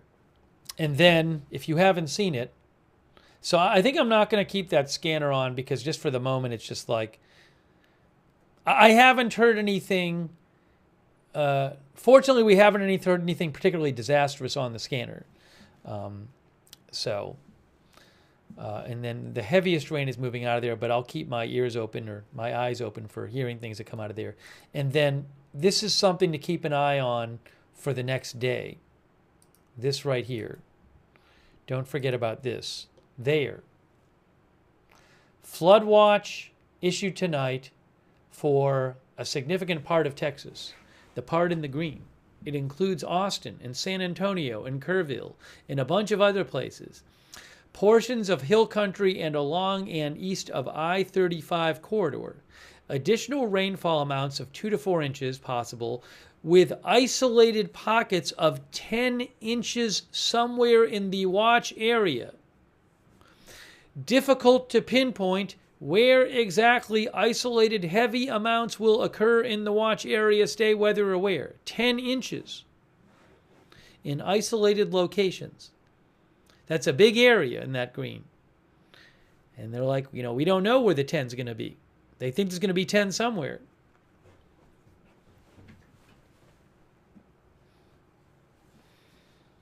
Chris N says, hopefully it won't be catastrophic last night. Well, one thought I have is that I certainly think, you know, the general area is aware of this danger and is looking for it in a way that maybe they weren't last night because, you know, it hadn't happened. And in the initial forecast that they had last night were not 4 or 10 inches. But so let's hope that if that does happen somewhere, that people, you know, people take the precautions are taken to best keep people safe. But that's a flood watch until 7 p.m. local time for that whole area in the green. And that is from the National Weather Service.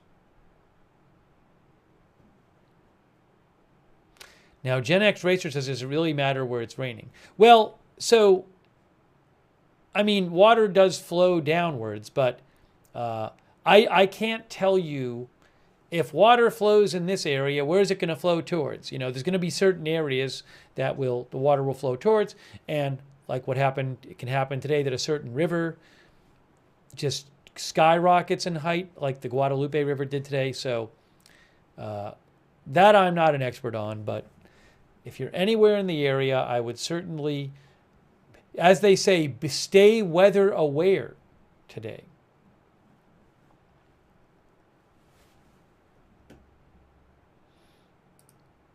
By the way, quick thanks to Marshall Mowens and Successive Nows and Douglas B., who said, did you see the video about the girl that got rescued after a 20-mile float? I read something about somebody who got rescued after like 12 miles. I don't remember. It was like online somewhere. I don't know that it was a confirmed story. So maybe it's the same story. I don't know. Yeah, Ken's 5 in Texas has a video. It says, video shows woman stuck in tree after treading floodwaters for 20 miles across Texas. That's what it says. I haven't watched it yet. Maybe I'll watch it later. I can't just take their video and show it on the air, though. Thank you to Scott Bixler Photography. And Lloyd Sig X, who says, I am at Canyon Lake. Well, I don't know specifics about that. Wherever you are, what you can do for weather information is you can Google, if you go to the NWS site, put in the name of your town and then put National Weather Service, and it'll take you to a page where then you get all kinds of information from the National Weather Service about it. Thank you, Lloyd Sig X.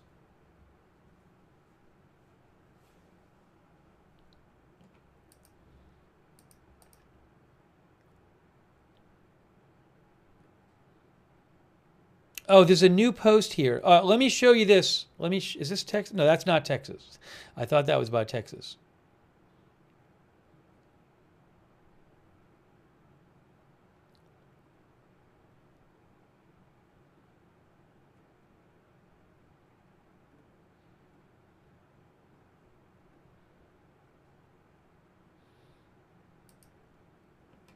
And then just going back quickly here, this flash flood emergency area, again, that heaviest rainfall continues to clear out of there, which is a positive development. That's northwest of Austin. But now you have some flash flood warnings up here. But no, this is the flash flood emergency area here.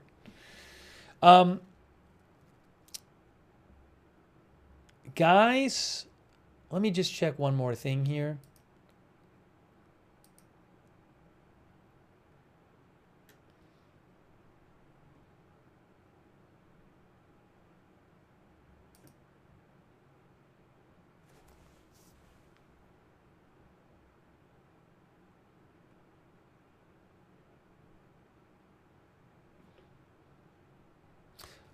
By the way, this is an AP article, and it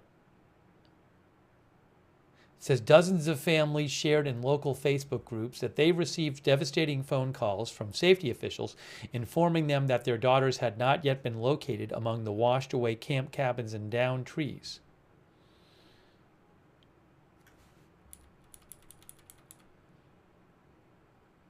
Camp Mystic sits on a strip known as Flash Flood Alley, said Austin Dixon, CEO of the Community Foundation of the Texas Hill Country. When it rains, water doesn't soak into the soil, he said. It rushes down the hill. The Guadalupe River rose to 26 feet within about 45 minutes in the early morning hours, submerging its flood gauge, said the lieutenant governor. Flood turns Camp Mystic into a horror story.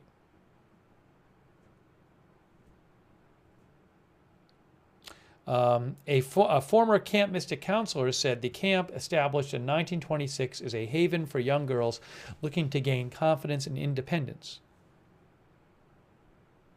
Now, for many campers and counselors, their happy place has turned into a horror story, she said. Just terrible.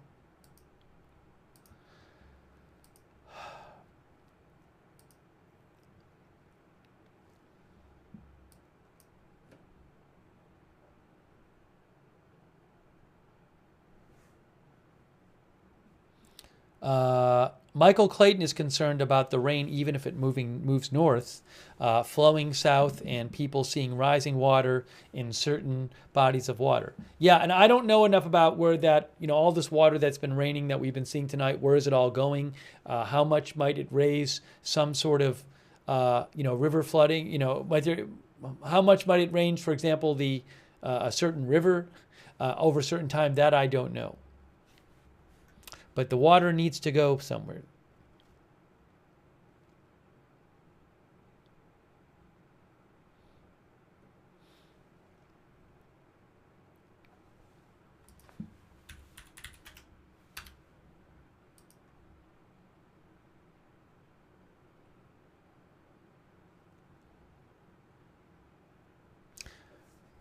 I was just trying to see if I can get an update on the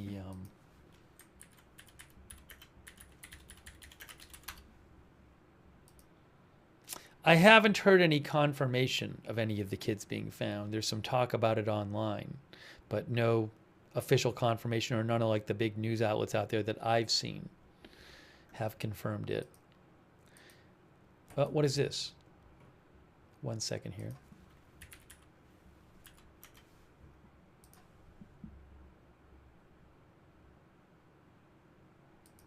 No, I don't see anything about it.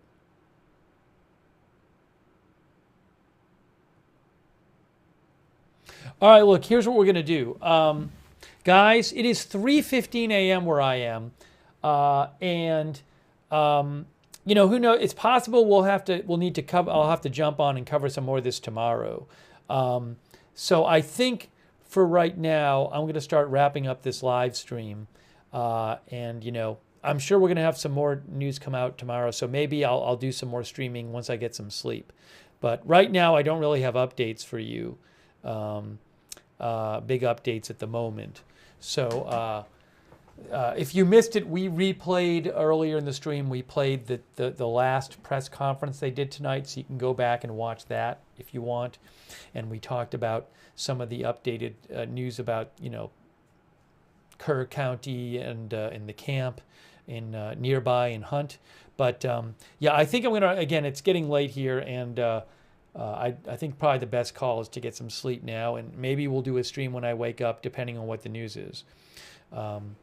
So I hope everybody stays safe in the area. There is still rainfall tonight. We've been covering it, and let's hope they can find some more people who are missing. We don't even know the total number of people missing.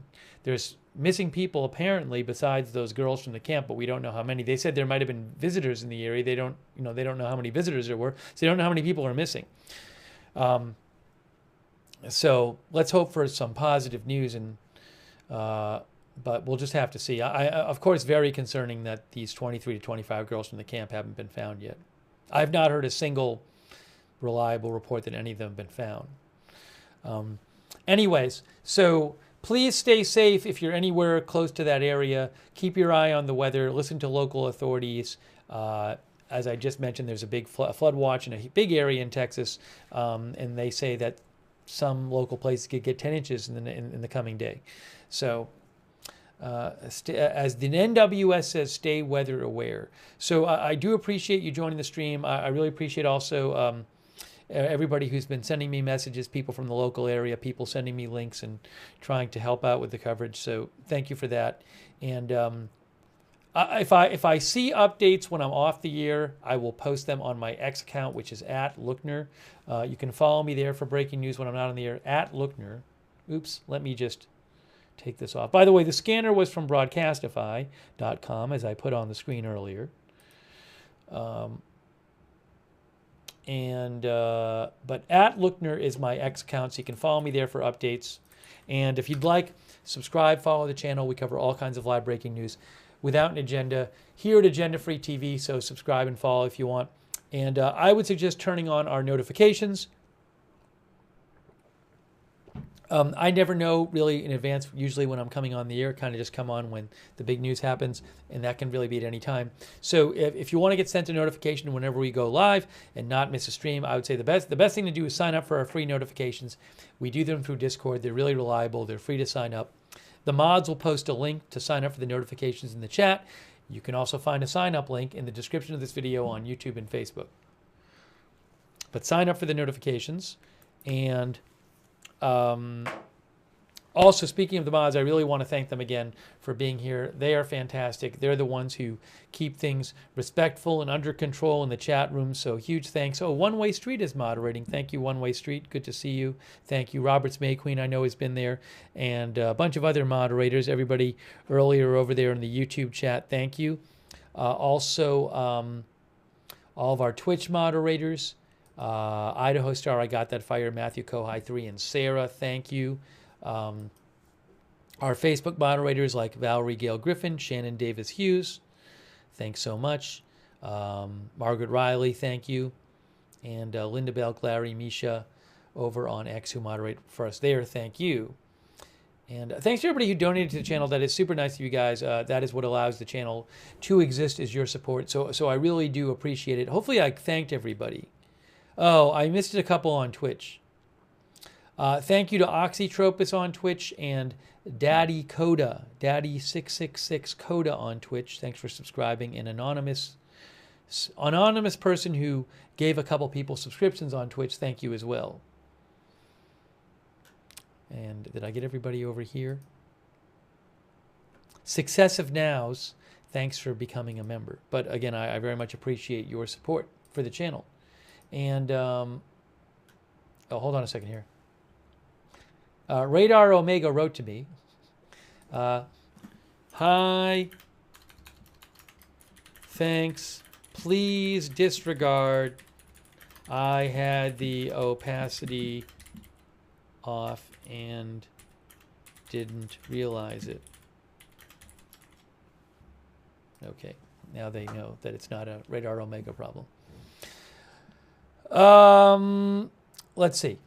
Hey, I would also suggest another good way to find out when we're live is to follow us on X. I always post there when we're going live, and I will post updates about the channel at Agenda Free TV on X.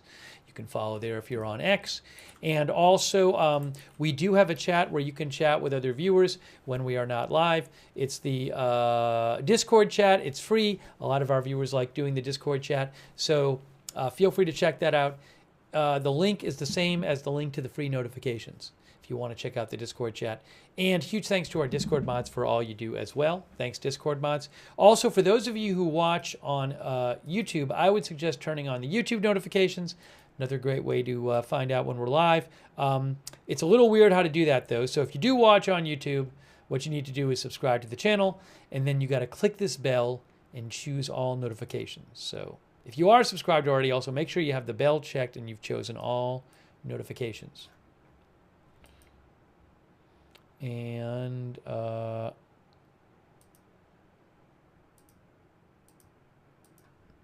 let's see here.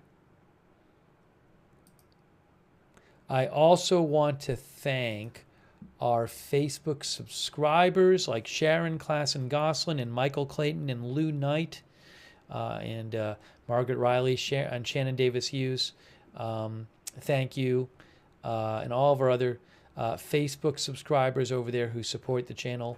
Thank you so much. Also our Twitch subscribers like Jack's Animals, Billy Joe. Billy Joe is one of our supporters and viewers. Thanks, Billy Joe, for all of your support. Name Was Taken. And Gina Pina, thanks for subscribing. Wall Street and Shaggy, thank you. Let's see here. Neo Geo Zach, Ascertainment, Bala Sparkle, thank you for subscribing. Big Dog Gamer over on Twitch, thanks for being a subscriber there. And Matthew Kohai 3 and all of our other subscribers over on Twitch, thank you. And our YouTube members like Danny G, CAC 813, Turned Off, Rizzo, UV Lightning, Lola P, Chris N, Bella, Jzo, PZ Wheats, Kiwi Girl, David Gray, Don Don, Chung Peter, Dale, Mama Drama, Knox Corvus, TJ Adams, Sausage, Amber E, David FP, TB763, Dr. McRib. Thanks for being members on YouTube. Really appreciate all of our members. Dry Toast, Vasquez Bando, Jzo, thank you. Thank you, Dan PB, for watching. And Marky B, yeah, and everybody else watching. Melly66A watching from Austin.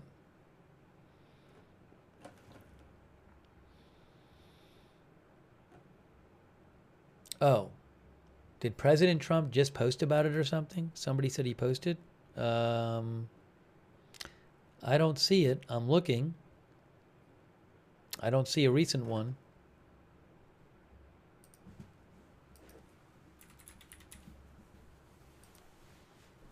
I don't see a recent one.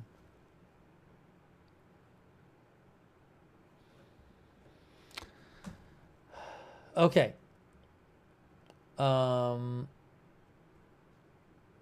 All right, so that is it. We are wrapping up this stream. I'll keep an eye on things. I hope everybody stays safe. Again, I do really appreciate you tuning in, and also thanks so much for everybody for sending stuff in, and all the local people for a lot of locals giving local information that I don't know. I really appreciate that.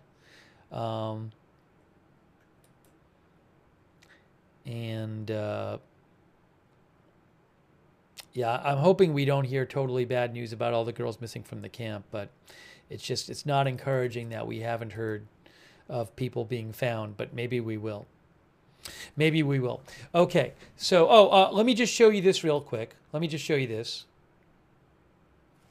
This is still going on here, so you can keep an eye on this if you're staying awake. National Weather Service Austin San Antonio says very dangerous flash flooding threat ongoing in northwest Travis, western Williamson, and eastern Burnett counties. This is the system we were just tracking as it moves north out of the flash flood emergency area northwest and north of Austin. A very slow-moving disturbance is producing extreme rainfall rates. Flash flood warnings are in effect, as well as a flash flood emergency for northwest Travis County. And that flash flood emergency is here, and we have been covering that tonight, and that heavy rainfall area is moving out of there. Although, who knows, maybe, see it's bending back around here? I mean, overall, it looks like things are moving north, but I can see this, bend here. So, look, it's the same system, and it's producing, what they're saying is it's producing some very heavy rainfall rates. So, if this thing starts stalling out, you could have a lot of rain in just a few hours on a certain area. So please be aware, this is the system they're talking about right here. And again, right now it's, north of Austin, northwest of Austin, kind of near Leander and Georgetown, east of Burnett, east of Marble Falls. So keep an eye on this system, some very heavy rain rates. All right, so I will keep an eye on that too. If there's huge news and I'm awake, I'll pop back on the air. But that is it for now. Thank you. Our viewer True Sandman says, I live right there. Well, if you're anywhere in that area, be aware of the weather, stay safe, and be aware of what your local authorities are saying. That is it for now for me. Thanks so much for watching. We will see you soon with more live breaking news coverage right here at Agenda Free TV.